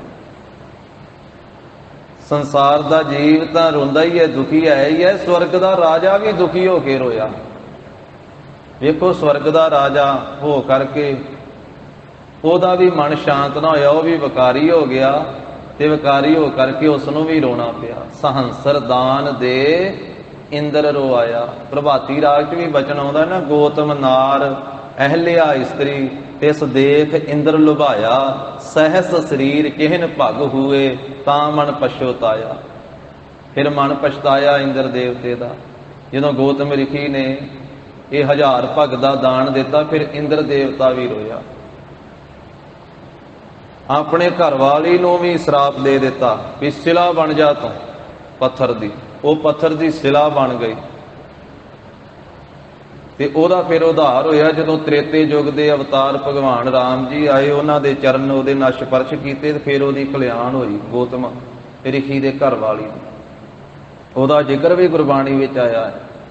ਗੌਤਮ ਸਤੀ ਸਿਲਾ ਨਿਸਤਰੀ, ਭਗਤ ਨਾਮਦੇਵ ਸਾਹਿਬ ਜੀ ਨੇ ਜ਼ਿਕਰ ਕੀਤਾ ਹੈ। ਤਾਂ ਇੱਥੇ ਕਹਿੰਦੇ ਹਨ ਕਿ ਉਹ ਜਿਸ ਵੇਲੇ ਇੰਦਰ ਦੇਵਤੇ ਨੂੰ ਸਹੰਸਰ ਭਗ ਦਾ ਦਾਨ ਦਿੱਤਾ ਨਾ ਸ਼ਰਾਪ ਦੇ ਨਾਲ ਗੌਤਮ ਰਿਖੀ ਨੇ, ਤੇ ਇੰਦਰ ਦੇਵਤੇ ਨੂੰ ਰੋਣਾ ਪਿਆ, ਉਹ ਵੀ ਦੁਖੀ ਹੋਇਆ, ਰੋਇਆ। ਫਿਰ ਪਰਸਰਾਮ ਰੋਵੈ ਘਰ ਆਇਆ। ਤੇ ਪਰਸਰਾਮ ਜੋ ਸਾਧ ਸੰਗਤ ਜੀ ਜਮਦਗਨੀ ਰਿਖੀ ਦਾ ਪੁੱਤਰ ਹੋਇਆ ਹੈ ਪਰਸਰਾਮ, ਜੋ ਆਪਣੇ ਹੱਥ ਵਿੱਚ ਕੁਹਾੜਾ ਰੱਖਿਆ ਕਰਦਾ ਸੀ, ਕੁਹਾੜੇ ਵਾਲਾ ਪਰਸਰਾਮ, ਜਿਸ ਨੂੰ ਆਮ ਕਰਕੇ ਪਰਸੂਰਾਮ ਵੀ ਕਈ ਕਹਿੰਦੇ ਹਨ। ਪਰਸਰਾਮ ਇਹ ਜੰਗਲ ਵਿੱਚ ਬੈਠਾ ਹੋਇਆ ਤਪ ਕਰਦਾ ਸੀ। ਇਹਦਾ ਪਿਤਾ ਜਮਦਗਨੀ ਰਿਖੀ, ਉਹ ਵੀ ਤਪਸਵੀ ਸੀ। ਇਸ ਦੇ ਮਾਤਾ ਦਾ ਨਾਮ ਸੀ ਰੇਣੁਕਾ, ਜਮਦਗਨੀ ਰਿਖੀ ਦੇ ਘਰ ਵਾਲੀ ਦਾ ਨਾਮ ਸੀ ਰੇਣੁਕਾ। ਤੇ ਜਮਦਗਨੀ ਰਿਖੀ ਦਾ ਸਾਂਢੂ ਸੀ ਸਹੰਸਰ ਬਾਹੂ ਰਾਜਾ। ਜਮਦਗਨੀ ਰਿਖੀ ਦੇ ਘਰ ਵਾਲੀ ਬੀਬੀ ਰੇਣੁਕਾ, ਉਹ ਇੱਕ ਵਾਰੀ ਆਪਣੀ ਭੈਣ ਨੂੰ ਮਿਲਣ ਵਾਸਤੇ ਗਈ। ਤੇ ਜਦੋਂ ਮਿਲਣ ਵਾਸਤੇ ਗਈ ਤੇ ਰਾਜੇ ਸਹੰਸਰ ਬਾਹੂ ਨੇ ਤਰਕ ਮਾਰੀ। ਉਹਨੇ ਆਖਿਆ ਵੀ ਆਪਾਂ ਰਾਜੇ ਲੋਕ ਆ, ਇਹ ਰਿਖੀ ਲੋਕ, ਇਹਨਾਂ ਨੇ ਕਿਹੜਾ ਆਪਾਂ ਨੂੰ ਸੱਦ ਕੇ ਕੋਈ ਨਿਉਂਦਾ ਦੇ ਕੇ ਕੋਈ ਭੋਜਨ ਛਕਾ ਦੇਣਾ, ਕੋਈ ਲੰਗਰ ਛਕਾ ਦੇਣਾ। ਇਹ ਰਿਖੀ ਲੋਕ ਗਰੀਬ ਲੋਕ, ਆਪਾਂ ਰਾਜੇ ਲੋਕ। ਜਦੋਂ ਵਾਪਸ ਆਈ ਤੇ ਜਿੱਥੇ ਘਰ ਵਾਲਾ ਰਿਖੀ ਤਪੱਸਿਆ ਕਰਦਾ ਸੀ, ਉਹਨੂੰ ਆ ਕੇ ਮਿਲੀ ਜਮਦਗਨੀ ਰਿਖੀ ਨੂੰ।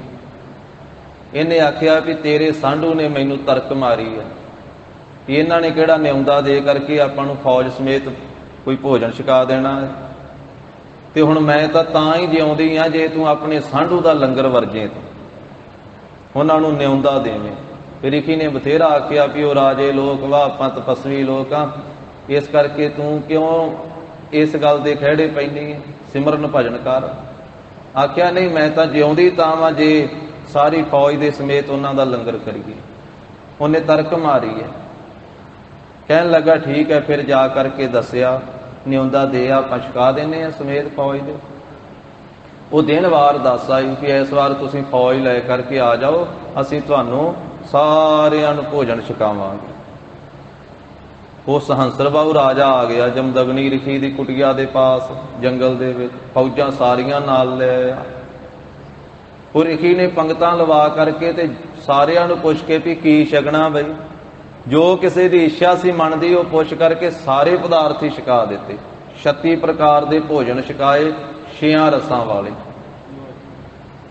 ਤੇ ਅੰਦਰੋਂ ਕੁਟੀਆ ਵਿੱਚੋਂ ਕੱਢ ਕੱਢ ਕੇ ਕਈ ਤਰ੍ਹਾਂ ਦੀਆਂ ਮਠਿਆਈਆਂ ਤੇ ਵਰਤਾ ਦਿੱਤੀਆਂ ਰਿਖੀ ਨੇ। ਸਹੰਸਰ ਬਾਹੂ ਵੇਖ ਵੇਖ ਕੇ ਹੈਰਾਨ ਹੁੰਦਾ ਵੀ ਇੰਨੀ ਵੱਡੀ ਗਿਣਤੀ 'ਚ ਮੇਰੀ ਫੌਜ, ਤੇ ਇਹਨੇ ਇੱਕ ਆਪਣੀ ਕੁਟੀਆ ਦੇ ਵਿੱਚੋਂ ਹੀ ਸਾਰਾ ਕੁਝ ਕੱਢ ਕੱਢ ਕੇ ਤੇ ਸਾਰੀ ਫੌਜ ਨੂੰ ਤ੍ਰਿਪਤ ਕਰ ਦਿੱਤਾ। ਵੇਖਾਂ ਤੇ ਸਹੀ ਅੰਦਰ ਕੀ ਇਹਨੇ ਬਣਾ ਕੇ ਰੱਖਿਆ। ਜਦੋਂ ਕੁਟੀਆ ਵਿੱਚ ਆਇਆ ਤੇ ਅੱਗੇ ਵੇਖਿਆ ਤੇ ਕਾਮ ਧੇਣ ਗਊ ਹੈ, ਉਹਦੇ ਤੋਂ ਹੀ ਸਭ ਕੁਝ ਲੈ ਲੈ ਕੇ ਦੇਈ ਜਾਂਦਾ ਰਿਖੀ। ਸਹੰਸਰ ਬਾਹੂ ਨੇ ਆਖਿਆ ਵੀ ਜਮਦਗਨੀ ਰਿਖੀ, ਤੂੰ ਆ ਰਿਖੀ ਤਪਸਵੀ ਤੇ ਅਸੀਂ ਰਾਜੇ ਲੋਕ ਵਾਂ, ਤੇ ਆ ਗਾਂ ਮੈਨੂੰ ਦੇ ਦੇ, ਬੜੇ ਪਦਾਰਥ ਦਿੰਦੀ ਆ, ਮੈਂ ਆਪਣੀ ਫੌਜ ਨੂੰ ਜਿੱਥੇ ਕਿਤੇ ਲੋੜ ਪਿਆ ਕਰੇਗੀ ਤੇ ਇਹਦੇ ਤੋਂ ਹੀ ਸਭ ਕੁਝ ਛਕਾ ਲਿਆ ਕਰਾਂਗਾ। ਉਹਨੇ ਕਿਹਾ ਨਹੀਂ, ਤੂੰ ਰਾਜਾ ਵਾਂ ਤੇ ਰਾਜਿਆਂ ਨੂੰ ਪਰਮੇਸ਼ਰ ਨੇ ਆ ਜ਼ਮੀਨ ਹੀ ਕਾਮ ਧੇਣ ਗਊ ਦਿੱਤੀ ਆ, ਤੈਨੂੰ ਜਿਹੜਾ ਇਲਾਕਾ ਦਿੱਤਾ, ਜ਼ਮੀਨ ਦਿੱਤੀ, ਤੇਰੇ ਕੋਲ ਇਹੀ ਕਾਮ ਧੇਣ ਵਾ। ਅਸੀਂ ਤਪਸਵੀ ਲੋਕ ਵਾਂ ਤੇ ਸਾਨੂੰ ਇਹ ਕਾਮ ਧੇਣ ਗਊ ਪ੍ਰਾਪਤ ਹੋਈ ਹੈ, ਤੇ ਇਹ ਦਿੱਤੀ ਨਹੀਂ ਕਿਸੇ ਨੂੰ ਜਾ ਸਕਦੀ, ਇਹ ਰਿਖੀਆਂ ਮੁਨੀਆਂ ਕੋਲੇ ਹੀ ਆਉਂਦੀ ਹੈ, ਤਪੱਸੀਆਂ ਕੋਲੇ ਹੀ ਆਉਂਦੀ ਹੈ। ਇਸ ਨੂੰ ਮੈਂ ਸਿਰਫ ਥੋੜੇ ਸਮੇਂ ਵਾਸਤੇ ਤੇਰਾ ਲੰਗਰ ਕਰਨ ਵਾਸਤੇ ਸਵਰਗ ਚੋਂ ਮੰਗਵਾਇਆ ਵਾ, ਤੇ ਮੈਂ ਵਾਪਸ ਕਰ ਦੇਣੀ ਦੇਵਤਿਆਂ ਨੂੰ। ਫੇਰ ਕੋਈ ਝਗੜਾ ਹੋ ਗਿਆ, ਉਹ ਕਹਿਣ ਲੱਗਾ ਨਹੀਂ ਮੈਨੂੰ ਦੇ। ਉਹ ਕਹਿੰਦਾ ਵੀ ਇਹ ਦਿੱਤੀਆਂ ਥੋੜਾ ਜਾਂਦੀਆਂ ਇਹੋ ਜਿਹੀਆਂ ਚੀਜ਼ਾਂ, ਇਹ ਤਾਂ ਬੰਦਗੀ ਦੇ ਕਰਕੇ ਸਵਰਗ ਚੋਂ ਮੰਗਵਾਈਆਂ। ਉਹਨੇ ਆਕਾਸ਼ ਨੂੰ ਉਡਾ ਦਿੱਤੀ ਵੀ ਤੂੰ ਚਲੇ ਜਾ, ਇਹ ਤੇ ਲੈ ਜਾਊਗਾ ਤੈਨੂੰ। ਆਕਾਸ਼ ਨੂੰ ਉਡਾ ਦਿੱਤੀ, ਸਵਰਗ ਨੂੰ ਜਾਣ ਲੱਗੀ, ਤੇ ਫਿਰ ਸਹੰਸਰ ਬਾਹੂ ਰਾਜੇ ਨੇ ਤੀਰ ਮਾਰੇ ਗਾਂ ਦੇ। ਲਿਖਿਆ ਇਤਿਹਾਸ ਦੇ ਵਿੱਚ, ਉਸ ਮੌਕੇ ਤੇ ਜਦੋਂ ਤੀਰ ਮਾਰੇ ਉਹਦੇ ਪੈਰਾਂ 'ਚ ਵੱਜੇ, ਜਾ ਕੇ ਖੁਰਾਂ 'ਚ ਵੱਜੇ, ਉਹਦੇ 'ਚੋਂ ਜਿਹੜੀਆਂ ਖੂਨ ਦੀਆਂ ਬੂੰਦਾਂ ਧਰਤੀ ਤੇ ਡਿੱਗੀਆਂ, ਕਹਿੰਦੇ ਉਹਦੇ 'ਚੋਂ ਤਮਾਕੂ ਪੈਦਾ ਹੋਇਆ, ਜਿਸ ਤਮਾਕੂ ਨੂੰ ਵਰਤਣ ਦੇ ਨਾਲ ਸਭ ਜਪ ਤਪ ਨਾਸ ਹੋ ਜਾਂਦਾ ਹੈ।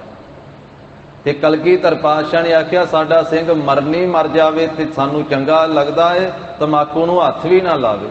ਇਸ ਕਰਕੇ ਸਾਡਾ ਇਤਿਹਾਸ ਕਹਿੰਦਾ ਹੈ ਸਾਡੇ ਬਜ਼ੁਰਗਾਂ ਨੇ, ਗੁਰਸਿੱਖਾਂ ਨੇ, ਸਿੰਘਾਂ ਨੇ ਆਪਣੀ ਖੱਲ ਤਾਂ ਲਵਾ ਲਈ, ਪਰ ਕਿਸੇ ਹਾਕਮ ਦਾ ਬੋਝਾ ਨਹੀਂ ਚੁੱਕਿਆ ਹੈ, ਬੈਗ ਨਹੀਂ ਚੁੱਕਿਆ ਜਿਹਦੇ ਵਿੱਚ ਤਮਾਕੂ ਪਿਆ ਸੀ, ਹੁੱਕਾ ਪਿਆ ਸੀ। ਇਸ ਕਰਕੇ ਕੁਰੈਤਾਂ ਦੇ ਵਿੱਚ ਇੱਕ ਕੁਰੈਤ ਹੈ ਕਿ ਇਹ ਹੁੱਕਾ ਨਹੀਂ ਵਰਤਣਾ, ਤਮਾਕੂ ਨਹੀਂ ਵਰਤਣਾ। ਗੁਰੂ ਕੇ ਸਿੱਖ ਨੇ ਬਾਣੀ ਵਿੱਚ ਵੀ ਬਚਨ ਹੈ, ਪਾਨ ਸੁਪਾਰੀ ਖਾਤੀਆਂ, ਮੁਖ ਬੀੜੀਆਂ ਲਾਈਆਂ, ਹਰ ਹਰ ਕਦੇ ਨਾ ਚੇਤਿਓ ਜਮ ਪਕੜ ਚਲਾਈਆਂ।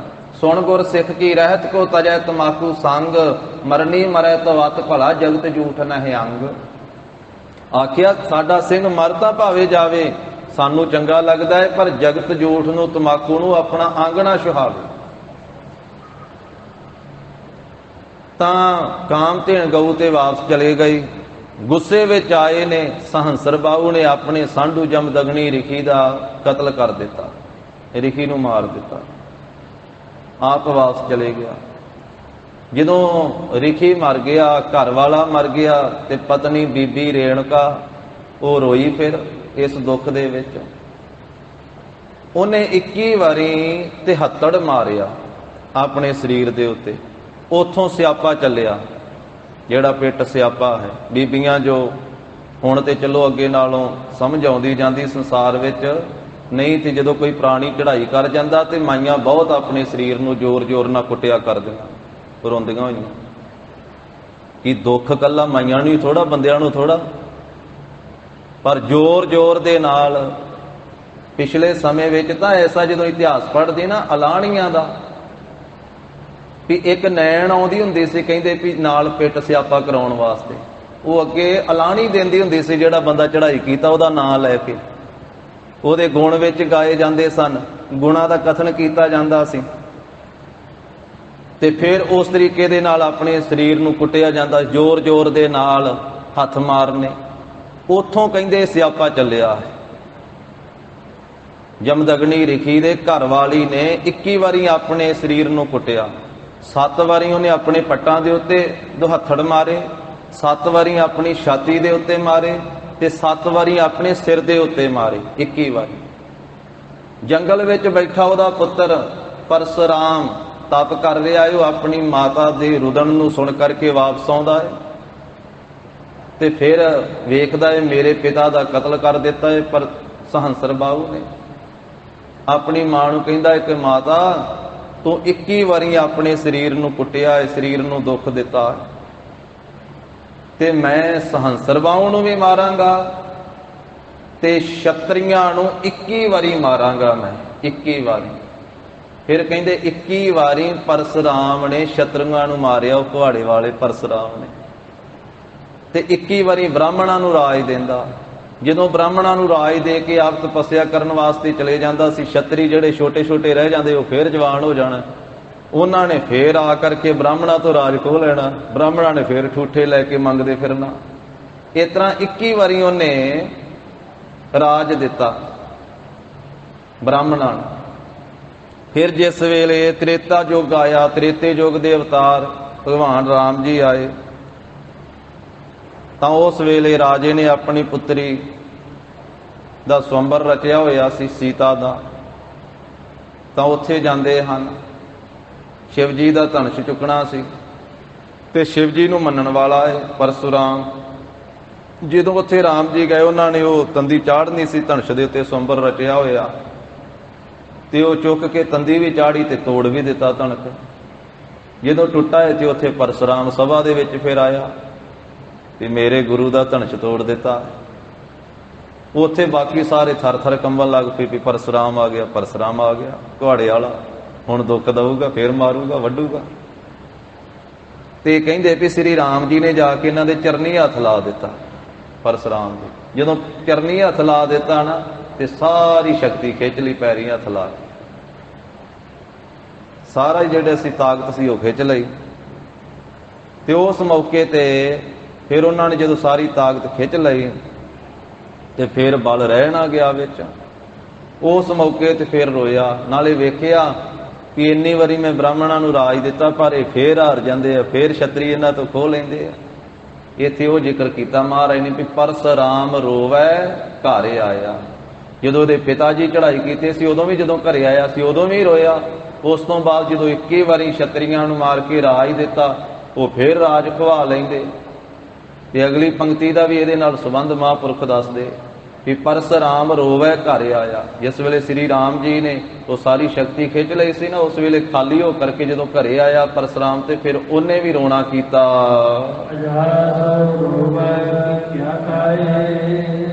ਤਾਂ ਪਹਿਲਾ ਅਰਥ ਇਹ ਵੀ ਕੀਤਾ ਜਾਂਦਾ ਹੈ ਪਿਛਲੀ ਪੰਕਤੀ ਨਾਲ ਮਿਲਾ ਕੇ, ਇਹ ਪਰਸੁਰਾਮ ਆਪਣੇ ਘਰੇ ਆ ਕਰਕੇ ਰੋਇਆ, ਦੇਖਦਾ ਵੀ 21 ਵਾਰੀ ਮੈਂ ਬ੍ਰਾਹਮਣਾਂ ਨੂੰ ਰਾਜ ਦਿੱਤਾ ਤੇ ਅਜੈ ਸੋ ਰੋਵੈ ਭਿਖਿਆ ਖਾਏ। ਹੁਣ ਫੇਰ ਇਹ ਰਾਜ ਭਾਗ ਖਵਾ ਕਰਕੇ ਅਜੇ ਵੀ ਇਹ ਭਿਖਿਆ ਮੰਗ ਕੇ ਖਾਂਦੇ, ਹਾਲੇ ਵੀ ਠੂਠਾ ਫੜ ਕੇ ਭਿਖਾਰੀ ਬਣੇ ਪਏ। ਇੰਨੀ ਵਾਰੀ ਇਹਨਾਂ ਨੂੰ ਰਾਜ ਦਿੱਤਾ। ਤੇ ਦੂਜਾ ਅਰਥ ਇਸ ਪੰਕਤੀ ਦਾ ਹੈ ਅਜੈ ਵੀ ਇੱਕ ਰਾਜਾ ਹੋਇਆ। ਇਹ ਸਾਧ ਸੰਗਤ ਜੀ, ਸ੍ਰੀ ਰਾਮਚੰਦਰ ਜੀ ਦੇ ਦਾਦਾ ਜੀ ਦਾ ਨਾਮ ਸੀ ਅਜੈ।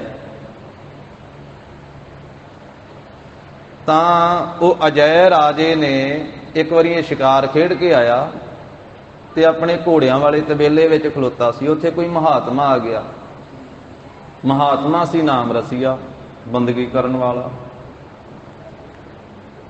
ਤੇ ਉਸਨੇ ਆ ਕਰਕੇ ਭਿਖਿਆ ਮੰਗੀ। ਅਜੈ ਰਾਜਾ ਗੁੱਸੇ ਦੇ ਵਿੱਚ ਆਇਆ ਹੋਇਆ, ਕਹਿਣ ਲੱਗਾ ਵੀ ਇੱਥੇ ਮੈਂ ਘੋੜਿਆਂ ਦੇ ਤਬੇਲੇ ਵਿੱਚ ਆ, ਇੱਥੇ ਮੈਂ ਕੀ ਭਿਖਿਆ ਦੇਵਾਂ। ਉਹਨੇ ਕਿਹਾ ਵੀ ਰਾਜਨ ਜੋ ਕੁਝ ਦੇ ਸਕਦੇ ਉਹੀ ਦੇ ਦਿਓ। ਕਹਿਣ ਲੱਗਾ ਲਿੱਦ ਵਾ ਇੱਥੇ, ਫਿਰ ਲਿੱਦ ਦੇ ਦੇਵਾਂ। ਉਹਨੇ ਕਿਹਾ ਜੀ ਤੁਹਾਡੀ ਖੁਸ਼ੀ ਹੈ, ਲਿੱਦ ਹੀ ਦੇ ਦਿਓ। ਅਜੈ ਰਾਜੇ ਨੇ ਆਪਣੇ ਬੁੱਕ ਭਰ ਕੇ 2 ਬੁੱਕ ਲਿੱਦ ਦੇ ਦਿੱਤੇ। ਉਸ ਸਾਧੂ ਨੇ ਝੋਲੀ ਕਰਕੇ ਲਿੱਦ ਪਵਾ ਲਈ ਝੋਲੀ ਦੇ ਵਿੱਚ। ਜਿੱਥੇ ਜੰਗਲ ਵਿੱਚ ਤਪ ਕਰਦਾ ਸੀ ਉੱਥੇ ਜਾ ਕਰਕੇ ਰੱਖ ਦਿੱਤੀ ਆਪਣੀ ਕੁਟੀਆ ਦੇ ਕੋਲੇ। ਤੇ ਜਦੋਂ ਇਹਨੇ ਉਹ ਦਾਨ ਰੂਪ ਦੇ ਵਿੱਚ ਲਿੱਦ ਪਾਈ ਨਾ ਉਹਦੀ ਝੋਲੀ ਦੇ ਵਿੱਚ, ਤੇ ਉਸ ਮਹਾਂਪੁਰਖ ਨੇ ਬਚਨ ਕੀਤਾ ਵੀ ਰਾਜਾ ਤੇਰਾ ਦਿੱਤਾ ਦਾਨ ਵਧੇ ਫੁੱਲੇ ਤੇ ਵੱਧ ਹੋ ਕੇ ਤੈਨੂੰ ਮਿਲੇ। ਇਹ ਗੱਲ ਕਹਿ ਕਰਕੇ ਚਲੇ ਗਿਆ, ਜਾ ਕੇ ਜਪ ਤਪ ਕਰਨ ਲੱਗ ਪਿਆ। ਇੱਕ ਦਿਨ ਕੁਝ ਦਿਨਾਂ ਬਾਅਦ ਇਹ ਸ਼ਿਕਾਰ ਖੇਡਣ ਵਾਸਤੇ ਗਿਆ ਤੇ ਕੀ ਵੇਖਦਾ, ਜੰਗਲ ਵਿੱਚ ਕੁਟੀਆ ਹੈ ਤੇ ਕੁਟੀਆ ਦੇ ਬਾਹਰ ਇੱਕ ਲਿੱਦ ਦਾ ਢੇਰ ਲੱਗਾ ਪਿਆ। ਨਾਲ ਵਜ਼ੀਰ ਸਿਪਾਹੀ ਸੀ, ਉਹਨਾਂ ਨੂੰ ਕਹਿੰਦਾ ਇੱਥੇ ਘੋੜੇ ਤੇ ਕੋਈ ਨਹੀਂ ਹੈਗੇ, ਆ ਲਿੱਦ ਦਾ ਢੇਰ ਕਿਵੇਂ ਲੱਗਾ ਪਿਆ? ਆ ਕੁਟੀਆ ਵਾਲੇ ਨੂੰ ਪੁੱਛੋ। ਜਾ ਕੇ ਜਦੋਂ ਵਜ਼ੀਰ ਨੇ ਪੁੱਛਿਆ ਤੇ ਉਹਨੇ ਆਖਿਆ ਵੀ ਇਹ ਅਜੈ ਰਾਜੇ ਨੇ ਦਾਨ ਦਿੱਤਾ ਸੀ, ਉਹਦਾ ਦਾਨ ਵੱਧ ਰਿਹਾ ਵਾ, ਇੱਥੇ ਵੱਧ ਰਿਹਾ ਵਾ ਤੇ ਦਰਗਾਹ 'ਚ ਇਹਦੇ ਨਾਲੋਂ ਵੀ ਜ਼ਿਆਦਾ ਮਿਲਣਾ ਉਹਨੂੰ।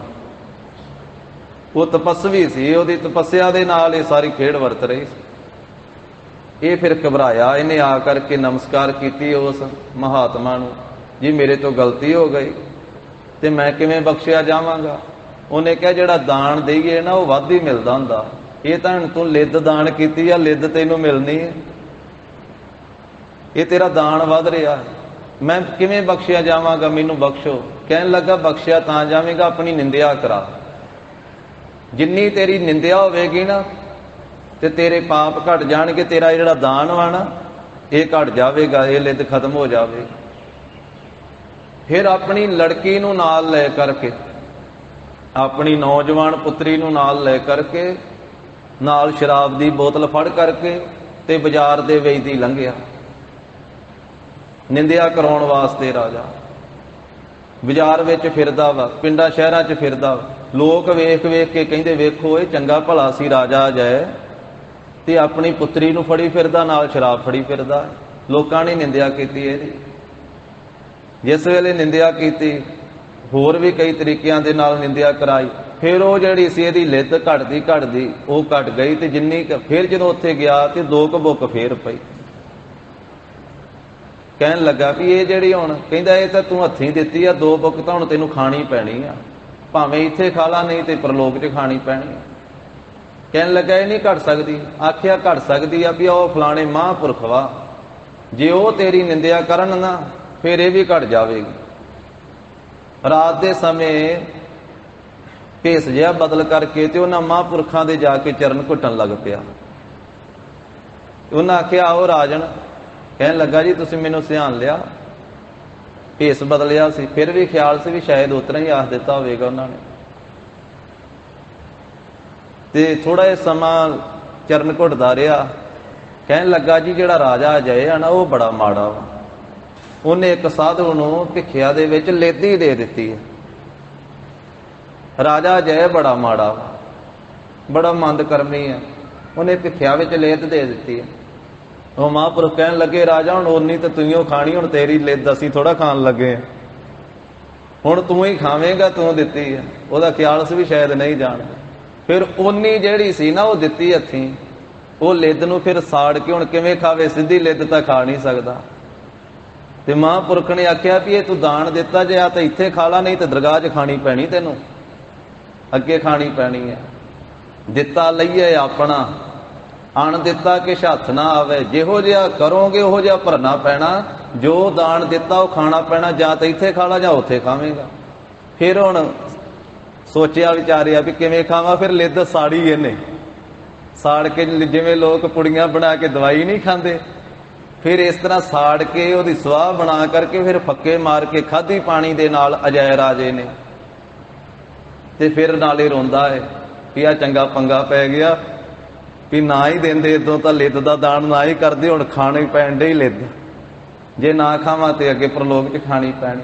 ਉਹ ਮਹਾਰਾਜ ਕਹਿੰਦੇ ਅਜੈ ਸੋ ਰੋਵੈ ਭਿੱਖਿਆ ਖਾਏ। ਜਿਹੜੀ ਆਪਣੇ ਹੱਥੀਂ ਰਾਜੇ ਨੇ ਭਿੱਖਿਆ ਦਿੱਤੀ ਸੀ ਨਾ ਮਹਾਤਮਾ ਨੂੰ, ਜਦੋਂ ਉਹ ਆਪ ਨੂੰ ਖਾਣੀ ਪਈ ਲਿੱਦ, ਫਿਰ ਰੋਂਦਾ ਹੈ। ਰੋਣਾ ਪਿਆ ਰਾਜੇ ਅਜੈ ਨੂੰ। ਇਹ ਰਾਜੇ ਦਸ਼ਰਥ ਦਾ ਪਿਤਾ ਹੋਇਆ ਹੈ ਰਾਜਾ ਅਜੈ। ਸੋ ਭਿੱਖਿਆ ਆਪਣੀ ਹੱਥੀਂ ਦਿੱਤੀ, ਜਦੋਂ ਖਾਧੀ ਫਿਰ ਰੋਣਾ ਪਿਆ। ਇਸ ਕਰਕੇ ਐਸਾ ਵੀ ਮਹਾਤਮਾ ਦਾ ਕਥਨ ਹੈ ਕਿ ਸੰਤਾਂ ਦੇ ਨਾਲ ਨਾ ਤੇ ਮਖੌਲ ਕਰਨਾ ਚਾਹੀਦਾ ਹੈ, ਨਾ ਮਸ਼ਕਰੀ ਕਰਨੀ ਚਾਹੀਦੀ, ਕਿਉਂਕਿ ਸਾਰੇ ਭਿਖਾਰੀ ਨਹੀਂ ਹੁੰਦੇ ਹੈ, ਕੋਈ ਵਿੱਚ ਵਿੱਚ ਕਰਨੀ ਵਾਲੇ ਵੀ ਹੁੰਦੇ ਹੈ, ਤੇ ਸਾਰਿਆਂ ਨੂੰ ਇੱਕੋ ਜਿਹੇ ਮੰਗਤੇ ਨਹੀਂ ਸਮਝਣਾ ਚਾਹੀਦਾ, ਭਿਖਾਰੀ ਨਹੀਂ ਸਮਝਣਾ ਚਾਹੀਦਾ। ਸੰਤਨ ਸੇਤੀ ਮਸ਼ਕਰੀ ਕੁਲ ਡੋਬਣ ਕੀ ਰੀਤ, ਭਾਗਵਾਨ ਸੇਵਾ ਕਰਨ ਹੁਜਤਾਂ ਕਰਨ ਪਲੀਤ। ਕਹਿੰਦੇ ਜਿਨ੍ਹਾਂ ਦੇ ਭਾਗ ਚੰਗੇ ਉਹ ਤਾਂ ਸੇਵਾ ਕਰਕੇ ਲਾਭ ਪ੍ਰਾਪਤ ਕਰਦੇ ਆ, ਤੇ ਜਿਨ੍ਹਾਂ ਦੇ ਭਾਗ ਮਾੜੇ ਉਹ ਮਖੌਲ ਕਰਦੇ, ਮਸ਼ਕਰੀਆਂ ਕਰਦੇ ਆ, ਤੇ ਕਈ ਵਾਰੀ ਮਸ਼ਕਰੀ ਉਲਟੀ ਵੀ ਪੈ ਜਾਂਦੀ ਹੈ। ਜਿਵੇਂ ਭਗਵਾਨ ਕ੍ਰਿਸ਼ਨ ਦੇ ਗੁਰੂ ਦੁਰਵਾਸਾ ਜੀ, ਉਹਨਾਂ ਦੇ ਨਾਲ ਜਾਦਵ ਕੁਲ ਵਾਲੇ ਨੌਜਵਾਨ ਮੁੰਡਿਆਂ ਨੇ ਮਸ਼ਕਰੀ ਕੀਤੀ ਸੀ।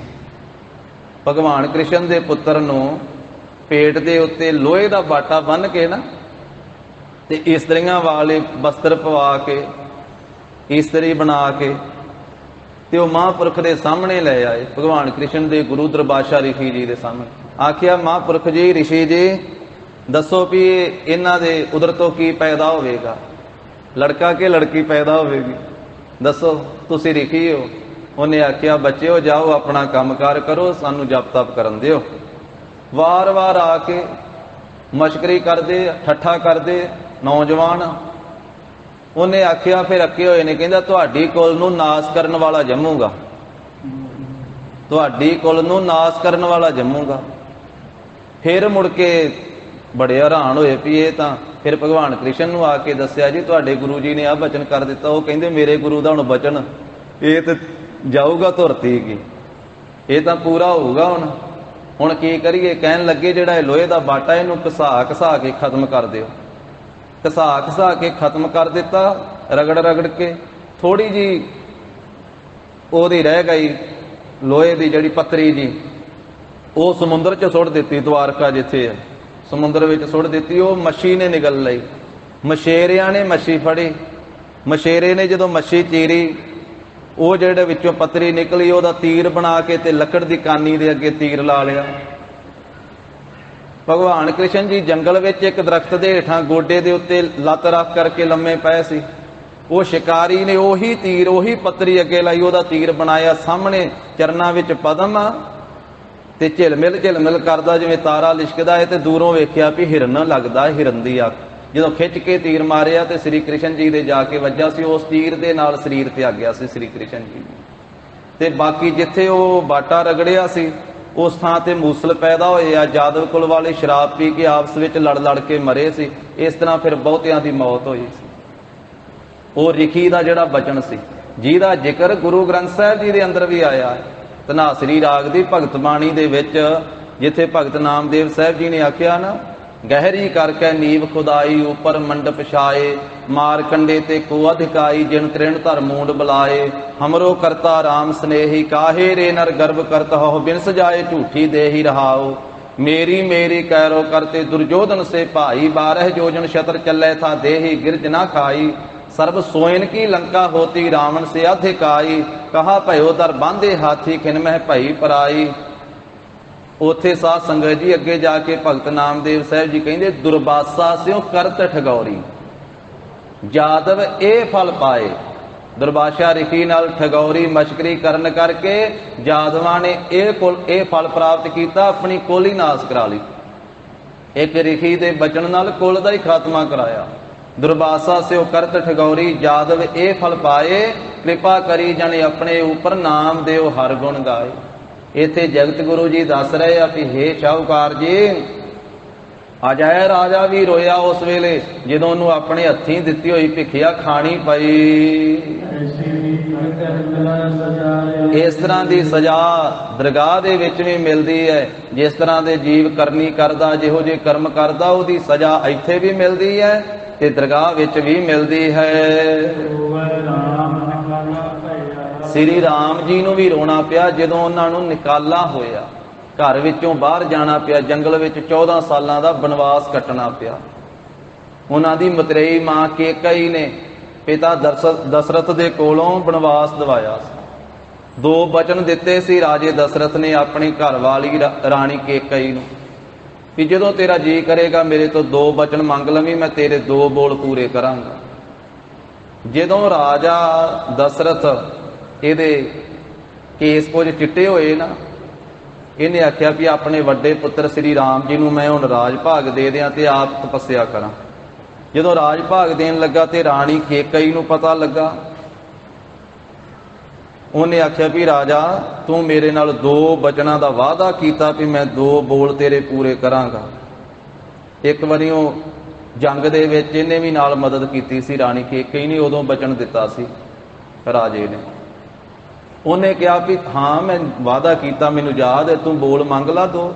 ਉਹਨੇ ਕਿਹਾ ਵੀ ਉਹ 2 ਬੋਲ ਇਹ ਆ ਵੀ ਆਪਣੇ ਇਹ ਵੱਡੇ ਪੁੱਤਰ ਰਾਮ ਨੂੰ 14 ਸਾਲਾਂ ਦਾ ਬਨਵਾਸ ਦੇ, ਬਣੋਵਾਸ ਜੰਗਲ ਦੇ ਵਿੱਚ ਵਾਸ ਕਰਨ 14 ਸਾਲ, ਮੇਰੇ ਪੁੱਤਰ ਭਰਤ ਨੂੰ 14 ਸਾਲ ਦਾ ਰਾਜ ਭਾਗ ਦੇ, ਮੇਰਾ ਪੁੱਤਰ ਰਾਜ ਕਰੇ। ਉਸ ਵੇਲੇ ਫਿਰ ਉਹ 2 ਬੋਲ ਦਾ ਵਾਅਦਾ ਕੀਤਾ ਸੀ। ਫਿਰ ਰਾਜੇ ਦਸ਼ਰਥ ਨੇ ਬੋਲ ਤਾਂ ਪੂਰੇ ਕੀਤੇ ਕੇਕਈ ਦੇ, ਆਪਣੀ ਪਤਨੀ ਦੇ, ਪਰ ਦੁਖੀ ਬੜਾ ਹੋਇਆ। ਸ੍ਰੀ ਰਾਮ ਜੀ ਨੂੰ ਜਦੋਂ ਤੋਰਿਆ, ਉਹ ਜੰਗਲ ਨੂੰ ਜਾ ਰਹੇ ਆ ਤੇ ਉੱਤੇ ਚੜ੍ਹ ਕੇ ਵੇਖਦਾ ਰਿਹਾ ਮਹਿਲਾਂ ਦੇ ਉੱਤੇ, ਜਿੰਨਾ ਚਿਰ ਦਿਸਦੇ ਰਹੇ। ਜਦੋਂ ਦਿਸਣੋਂ ਹਟ ਗਏ ਉੱਤੋਂ ਛਾਲ ਮਾਰ ਦਿੱਤੀ ਤੇ ਆਪਣੇ ਸਰੀਰ ਦਾ ਅੰਤ ਕਰ ਦਿੱਤਾ ਰਾਜੇ ਦਸ਼ਰਥ ਨੇ। ਤਾਂ ਜਿਸ ਵੇਲੇ ਫਿਰ ਇਹ ਜੰਗਲ ਵਿੱਚ 14 ਸਾਲ ਕੱਟੇ ਸ੍ਰੀ ਰਾਮ ਜੀ ਨੇ, ਉਹਦਾ ਜ਼ਿਕਰ ਕਰ ਰਹੇ ਆ। ਧੰਨ ਸ੍ਰੀ ਗੁਰੂ ਨਾਨਕ ਦੇਵ ਸਾਹਿਬ ਜੀ ਮਹਾਰਾਜ ਰੋਵੈ ਰਾਮ ਨਿਕਾਲਾ ਭਇਆ। ਜਦੋਂ ਉਹਨਾਂ ਨੂੰ ਘਰ ਵਿੱਚੋਂ ਨਿਕਾਲਾ ਹੋ ਗਿਆ ਨਾ, ਬਣੋਵਾਸ ਹੋ ਗਿਆ ਵੀ ਜੰਗਲ ਵਿੱਚ ਹੀ 14 ਸਾਲ ਰਹਿਣਾ, ਉਦੋਂ ਰੋਣਾ ਪਿਆ। ਸੀਤਾ ਲਖਮਣ ਵਿਛੜ ਗਿਆ। ਜਦੋਂ ਸੀਤਾ ਵੀ ਵਿਛੜ ਗਈ ਤੇ ਲక్ష్మణ ਵੀ ਵਿਛੜ ਗਿਆ, ਉਸ ਮੌਕੇ ਦੇ ਉੱਤੇ ਫਿਰ ਸ੍ਰੀ ਰਾਮ ਜੀ ਨੂੰ ਰੋਣਾ ਪਿਆ ਜੰਗਲ ਦੇ ਵਿੱਚ। ਸੋ ਜਿਸ ਵੇਲੇ ਲੰਮਾ ਇਤਿਹਾਸ ਹੈ, ਉਹ ਹਿਰਨ ਦੇ ਮਗਰ ਗਏ ਸੀ ਸ੍ਰੀ ਰਾਮ ਜੀ ਤੇ ਲక్ష్మణ ਨੂੰ ਆਖਿਆ ਸੀ ਵੀ ਤੂੰ ਸੀਤਾ ਦੀ ਰਾਖੀ ਕਰ, ਇੱਥੇ ਪਾਸ ਰਹਿ। ਪਿੱਛੋਂ ਸੀਤਾ ਨੇ ਆਖਿਆ ਵੀ ਲక్ష్మణ ਤੂੰ ਵੇਖ ਗਿਆ ਆਪਣੇ ਵੱਡੇ ਭਰਾਤਾਂ ਨੂੰ, ਉਹ ਆਏ ਨਹੀਂ, ਹੱਲੇ ਮੁੜ ਕੇ ਨਹੀਂ ਆਏ। ਉਹ ਰੇਖਾ ਕੱਢ ਕੇ ਚਲੇ ਗਏ ਸੀ, ਜਿਹਨੂੰ ਲక్ష్మణ ਰੇਖਾ ਵੀ ਕਿਹਾ ਜਾਂਦਾ ਹੈ, ਰਾਮ ਰੇਖਾ ਵੀ ਕਹਿੰਦੇ ਹਨ। ਉਹ ਰੇਖਾ ਕੱਢ ਕੇ, ਲਕੀਰ ਕੱਢ ਕੇ ਚਲੇ ਗਏ ਵੀ ਤੁਸੀਂ ਇਸ ਲਕੀਰ ਤੋਂ ਬਾਹਰ ਨਹੀਂ ਜਾਣਾ। ਉਸ ਤੋਂ ਬਾਅਦ ਉੱਥੇ ਰਾਵਣ ਆਇਆ ਸੀ, ਚੌਲ ਮੰਗਣ ਵਾਲਾ ਬ੍ਰਾਹਮਣ ਬਣ ਕੇ। ਉਹਨੇ ਆਖਿਆ ਜੀ ਲਕੀਰ ਤੋਂ ਬਾਹਰ ਆ ਕਰਕੇ ਮੈਨੂੰ ਪਾਓ ਚੌਲ। ਜਦੋਂ ਬਾਹਰ ਨਿਕਲੇ ਸੀ ਤੇ ਉਹ ਚੁੱਕ ਕੇ ਲੈ ਗਿਆ ਸੀ। ਸੀਤਾ ਜੀ ਦਾ ਹਰਨ ਕੀਤਾ ਸੀ ਉਸਨੇ।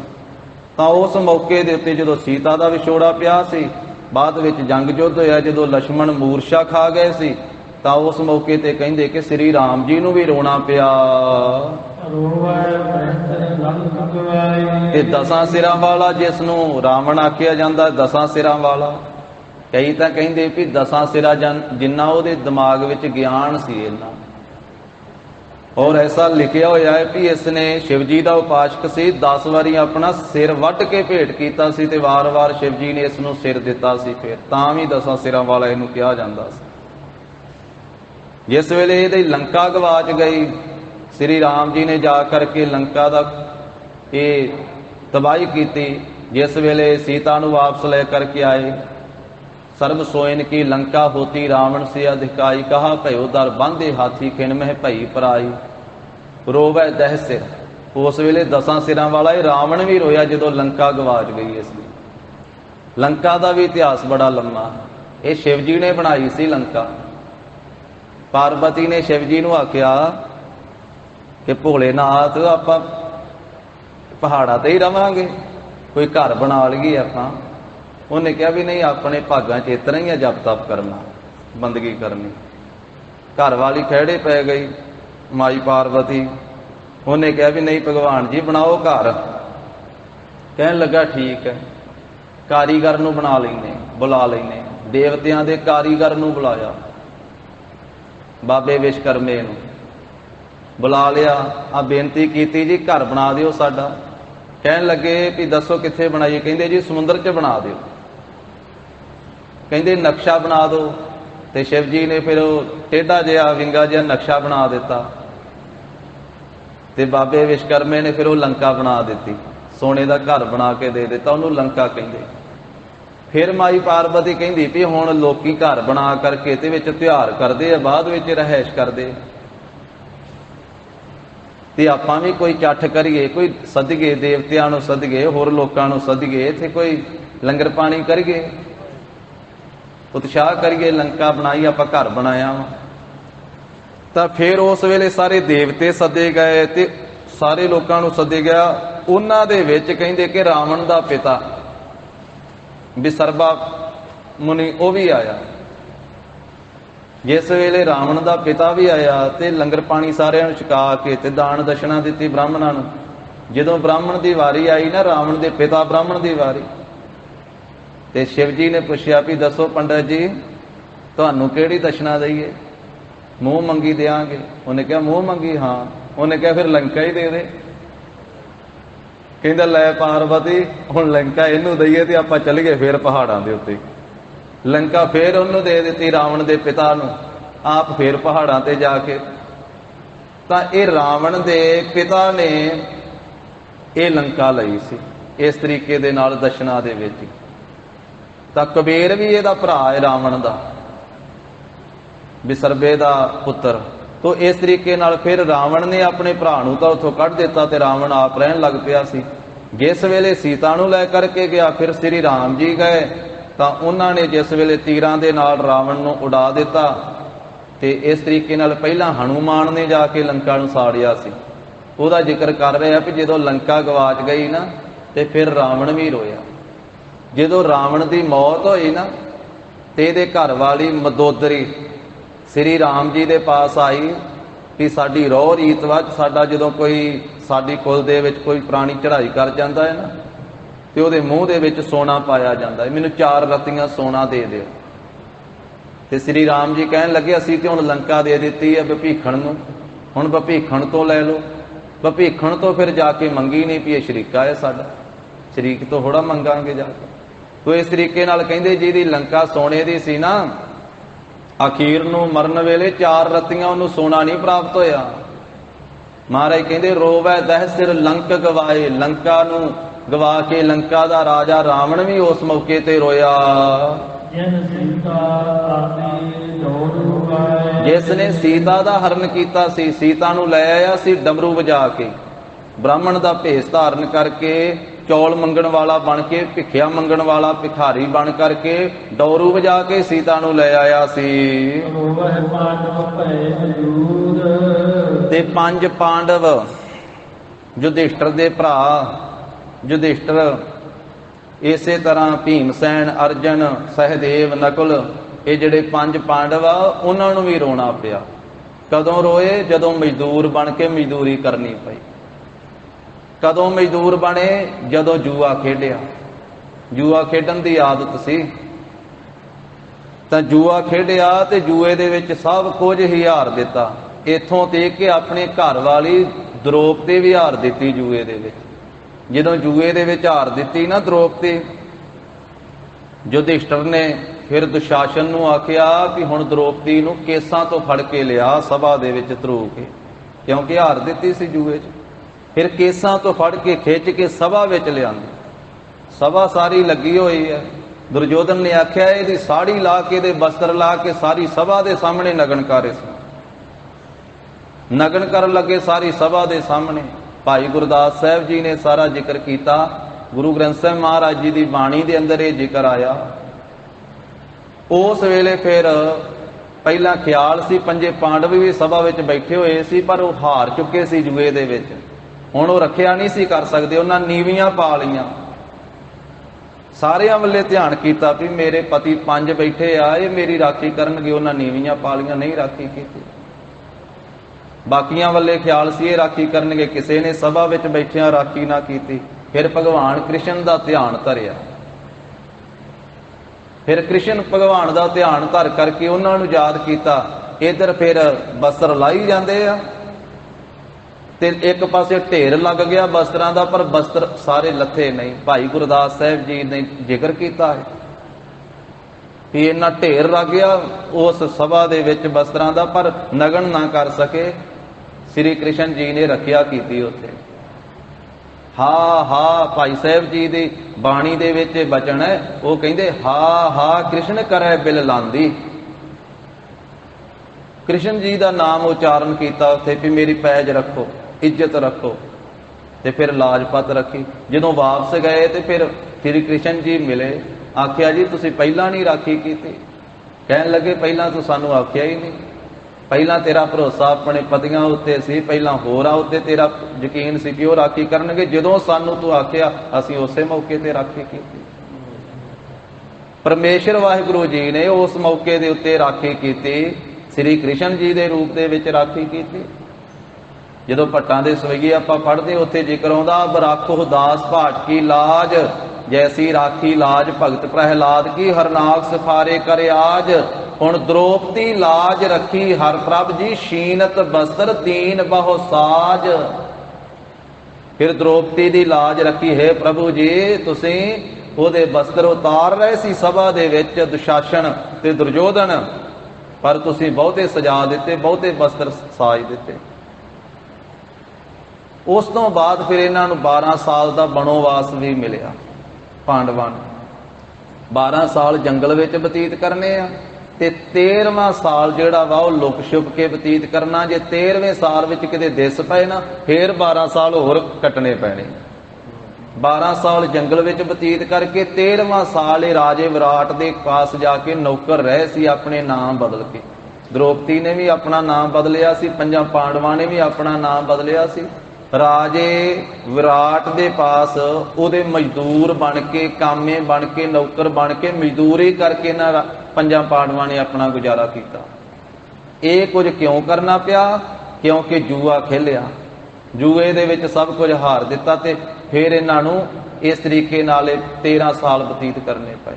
ਜਦੋਂ 1 ਸਾਲ ਦਾ ਸਮਾਂ ਰਾਜੇ ਵਿਰਾਟ ਦੇ ਰਾਜ ਭਾਗ ਵਿੱਚ ਰਹਿ ਕੇ ਨੌਕਰ ਬਣ ਕੇ ਬਤੀਤ ਕੀਤਾ ਨਾ, ਭੀਮਸੈਨ ਉੱਥੇ ਰਸੋਈਆ ਬਣ ਕੇ ਰਿਹਾ ਸੀ, ਅਰਜਨ ਉੱਥੇ ਰਾਗ ਸਿਖਾਉਣ ਵਾਲਾ ਬਣ ਕੇ ਰਿਹਾ ਸੀ। ਇਸ ਤਰ੍ਹਾਂ ਵੱਖ-ਵੱਖ ਕੰਮ ਕੀਤੇ ਸੀ। ਕੋਈ ਗਾਵਾਂ ਨੂੰ ਚਾਰਨ ਵਾਲਾ, ਕੋਈ ਘੋੜੇ ਨੂੰ ਪਾਲਣ ਵਾਲਾ ਬਣ ਕੇ ਰਿਹਾ ਸੀ। ਨਾਂ ਵੀ ਆਪਣੇ ਬਦਲੇ ਸਨ।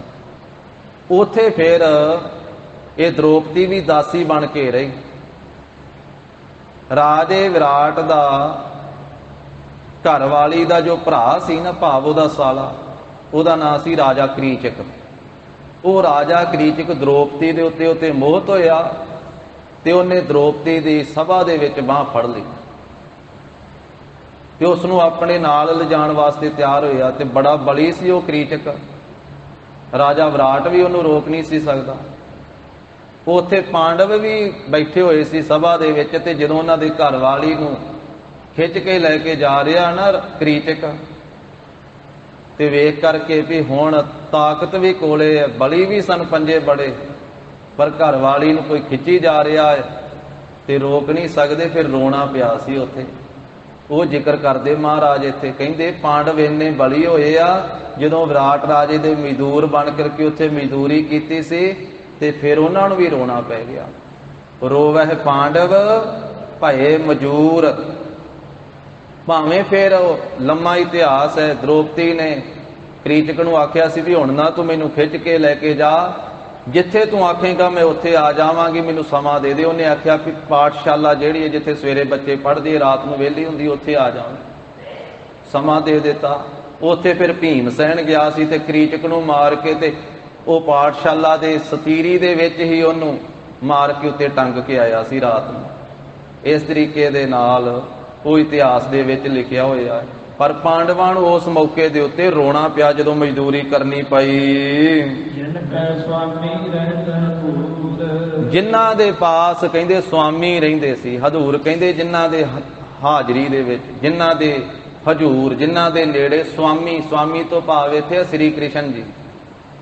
ਜਿਨ੍ਹਾਂ ਪਾਂਡਵਾਂ ਦੀ ਸਹਾਇਤਾ ਵਿੱਚ, ਜਿਨ੍ਹਾਂ ਪਾਂਡਵਾਂ ਦੇ ਪਾਸ ਮੌਕੇ ਦੇ ਅਵਤਾਰ ਭਗਵਾਨ ਕ੍ਰਿਸ਼ਨ ਜੀ ਵੀ ਰਹਿੰਦੇ ਸੀ ਨਾ, ਅਰਜਨ ਦੇ ਤਾਂ ਰਥਵਾਈ ਬਣੇ ਸੀ ਸ੍ਰੀ ਕ੍ਰਿਸ਼ਨ ਜੀ, ਦੁਆਪਰ ਯੁੱਗ ਦੇ ਅਵਤਾਰ। ਜਿਨ੍ਹਾਂ ਦੇ ਪਾਸ ਰਹਿੰਦੇ ਸੀ, ਜਿਨ੍ਹਾਂ ਦੀ ਰੱਖਿਆ ਕਰਨ ਵਾਲੇ ਮੌਕੇ ਦੇ ਅਵਤਾਰ ਸ੍ਰੀ ਕ੍ਰਿਸ਼ਨ ਜੀ ਸਨ, ਉਹਨਾਂ 5 ਪਾਂਡਵਾਂ ਨੂੰ ਵੀ ਰੋਣਾ ਪਿਆ। ਤੇ ਆਮ ਇਨਸਾਨ ਦੀ ਗੱਲ ਕੀ, ਉਹਨਾਂ ਪਾਂਡਵਾਂ ਨੂੰ ਵੀ ਰੋਣਾ ਪਿਆ। ਜਿਨ ਕੇ ਸੁਆਮੀ, ਸੁਆਮੀ ਦਾ ਅਰਥ ਇੱਥੇ ਹੈ ਸ੍ਰੀ ਕ੍ਰਿਸ਼ਨ, ਜਿਨ੍ਹਾਂ ਦੇ ਪਾਸ ਸ੍ਰੀ ਕ੍ਰਿਸ਼ਨ ਜੀ ਰਹਿੰਦੇ ਸਨ। ਇਹ ਸਾਧ ਸੰਗਤ ਜੀ ਸ਼ਲੋਕ ਤਾਂ ਲੰਮਾ ਹੈ, ਸਮੇਂ ਦੀ ਸਮਾਪਤੀ ਹੈ।